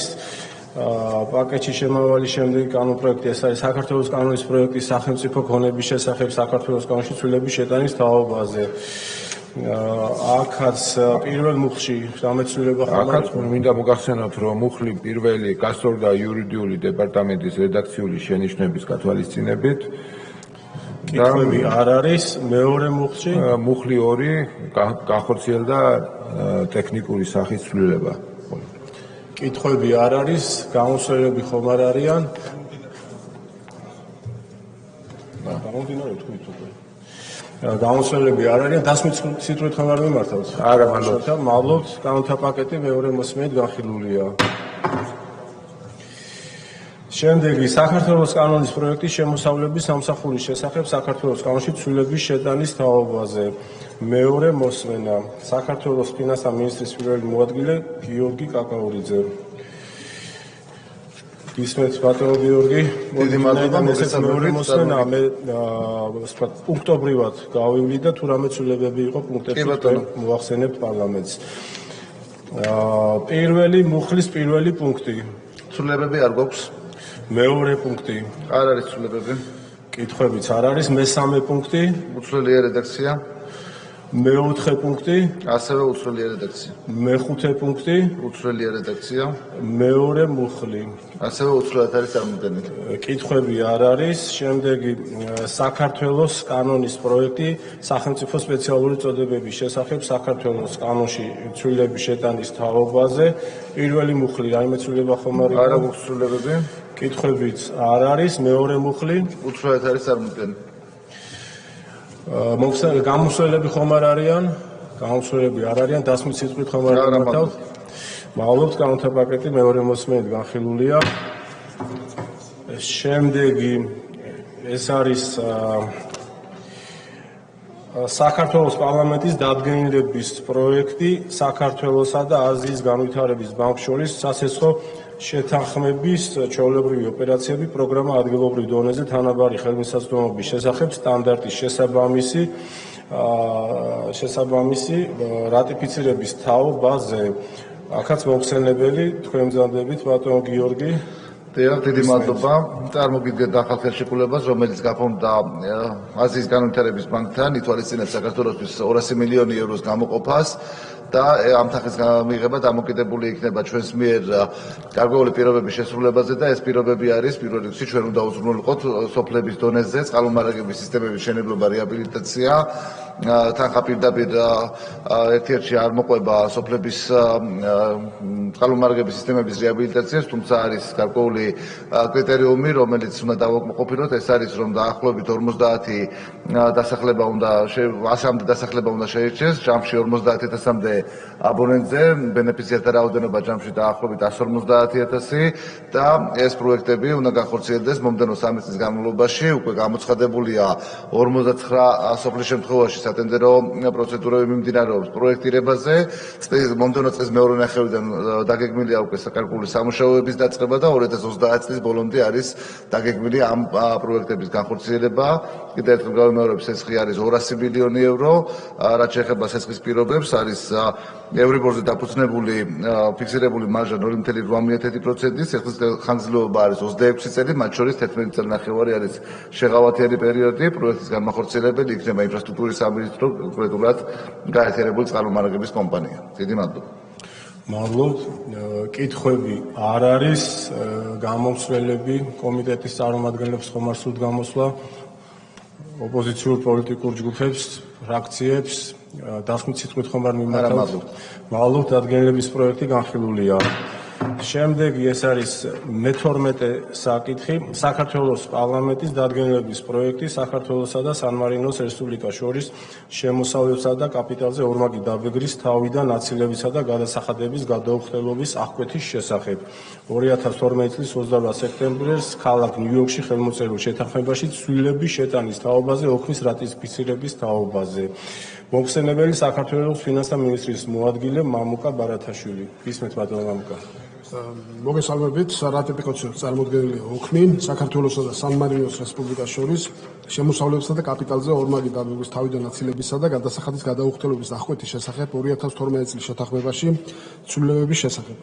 ცვლილებებით უქმდება შეზღუდვა, რომლის თანახმადაც ურთიერთშეთანხმების პროცედურა სრულდებოდა გადამხდელის მიერ განცხადების წარდგენიდან მესამე წლის ბოლოს. ამით შეთანხმება თავსებადი ხდება BEPS-ის მე-14 ღონისძიებით დადგენილ მინიმალურ სტანდარტთა და უზრუნველყოფს საერთაშორისო საგადასახადო დავების უფრო ეფექტიან გადაწყვეტას. აღსანიშნავია, რომ საქართველოს მიერ დადებული სხვა ორმაგი დაბეგვის თავიდან აცილების შეთანხმებები მსგავს გვადობრივ შეზღუდვას არ ითვალისწინებს და მოცემული ცვლილება ხელშეკრულების შორის ერთიან სტანდარტს უზრუნველყოფს. გთხოვთ ხარი დაუჭიროთ დოკუმენტის რატიფიკაციას. მადლობთ, კითხვები არ არის, გამოსვლელები ხომ არ არიან. კომიტეტები, ოპოზიციური პოლიტიკური ჯგუფები, ფრაქციები, დასმით სიტყვით ხომ არ მიმართავთ? არა, მადლობთ. მადლობთ, დადგენილების პროექტი განხილულია. შემდეგი საქართველოს კანონის პროექტი ფულის გათეთრებისა და ტერორიზმის დაფინანსების აღკვეთის ხელშეწყობის შესახებ საქართველოს კანონში ცვლილების შეტანის თაობაზე.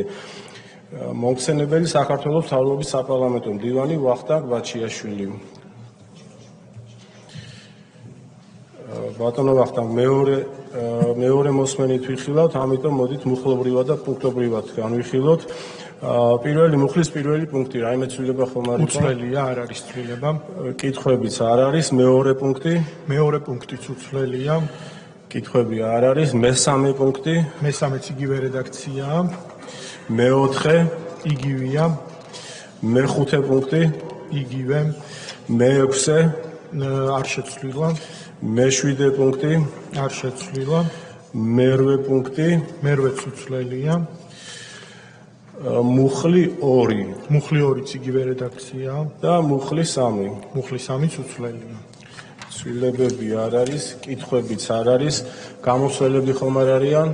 გამოსვლებიც არ არიან, დასმით სიტყვით ხომ არ მიმართავთ? დიდი მადლობა. მადლობთ, კანონ პროექტი მეორე მოსმენით განხილულია.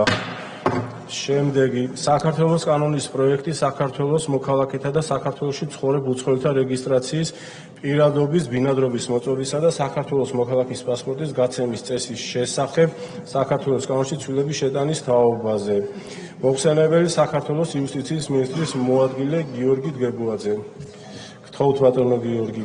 მოგესალმებით.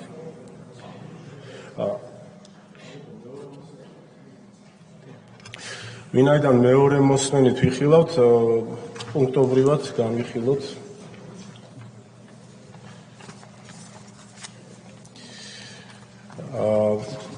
პირველი მუხლის პირველი პუნქტი, რაიმე ცვლილება ხომ არ იყო? არაუცვლელი რჩება. მეორე პუნქტში რაიმე ცვლილება ხომ არ იყო? არაუცვლელი რჩება. კითხვებიც არ არის, მესამე პუნქტი? უცვლელი რჩება, ასევე. მეოთხე პუნქტი? ასევე უცვლელი რჩება. მეხუთე პუნქტი? ასევე უცვლელი რჩება. მეექვსე? ასევე უცვლელი რჩება. მეორე მუხლში ხომ არ განხორციელდა რაიმე ცვლილება? არაფერი უცვლელი რჩება.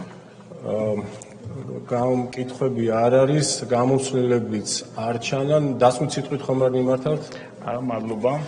მადლობთ, კანონ პროექტი მეორე მოსმენით განხილულია.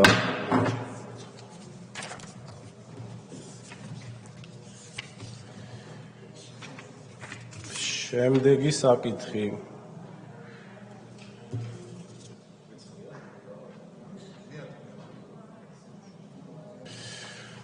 საქართველოს კანონის პროექტი ნარჩენების მართვის კოდექსში ცვლილების შეტანის შესახებ. მეორე მოსმენა. მომხსენებელი საქართველოს გარემოს დაცვისა და სოფლის მეურნეობის მინისტრის მოადგილე ზურაბ ეზოგვაია. გთხოვთ ბატონო ზურაბ. ამ შემთხვევაშიც მეორე მოსმენით ვიხილავთ. ამიტომ მუხლობრივად განვიხილოთ. პირველ მუხლში ხომ არ იყო რაიმე ცვლილება? პირველ მუხლში ცვლილებები არ ყოფილა. ცვლილება არ იყო. მეორე მუხლში? მეორე მუხლიც იგივე რედაქციითაა. ცვლილად არის წარმოდგენილი. კითხვები არ არის. გამოსვლელები არ ჩანან, დასმით სიტყვით ხომ არ მიმართავთ? არა, მადლობა. მადლობთ, კანონ პროექტი მეორე მოსმენით განხილულია.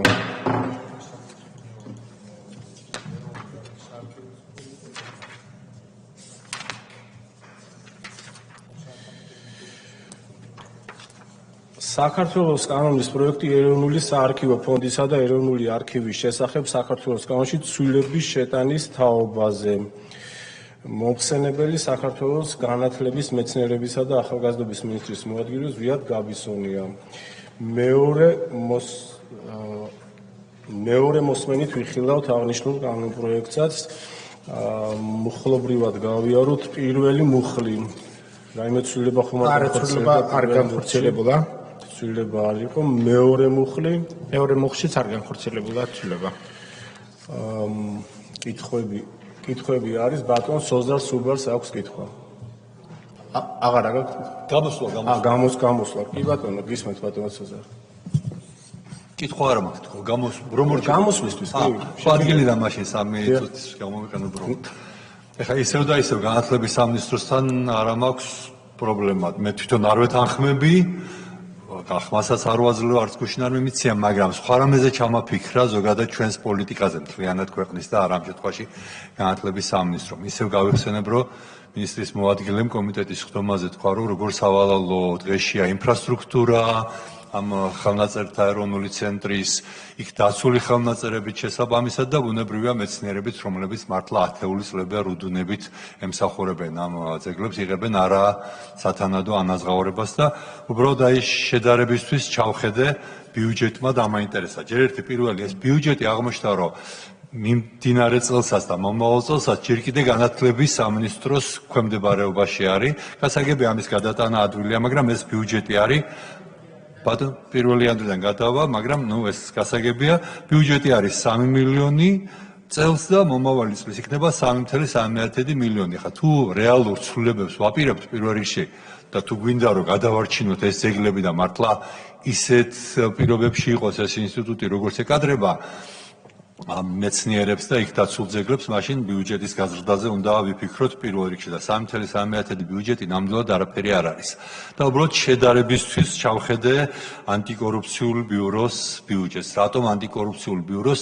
ესე იგი, ხელნაწერთა ეროვნულ ცენტრში ინახება ისეთი უნიკალური ნაწერები, როგორიც ძეგლები, როგორიც არის თქვა მე-5-მე-6 საუკუნის პალიფსესტები, როგორიც არის მოქვის ბიბლია, გელათის ბიბლია, როგორიც არის ექვთიმე და იოანე მთაწმინდელების, გიორგი მთაწმინდელის თარგმანები, მათი ხელით ნაწერი არსენი ხალთოელის ხელნაწერები და ამ დროს ანტიკორუფციული ბიურო, რომელიც ჩვენს მიერ შეგდგენილ დეკლარაციებს სწავლობს. ძალიან მნიშვნელოვანი საქმეა, მაგრამ შედარება შეიძლება, ხო? წელს იყო 13,2 მილიონი, გაისადარეს 14,5 მილიონი და მე მგონი ბიუჯეტის დამტკიცებამდე ჯერ კიდე გვაქვს დრო, რომ ვიზრუნოთ გაზრდაზე ამ ბიუჯეტის და არა მხოლოდ გაზრდაზე, არამედ იმაზეც, რაში უნდა დაიხარჯოს ეს ბიუჯეტი. მადლობთ. სხვა გამოსვლები არ არიან. ბატონზეა დასმით სიტყვით ხომ არ მიმართავთ? არა, მადლობა. მადლობთ. კანონპროექტი მეორე მოსმენით განხილულია.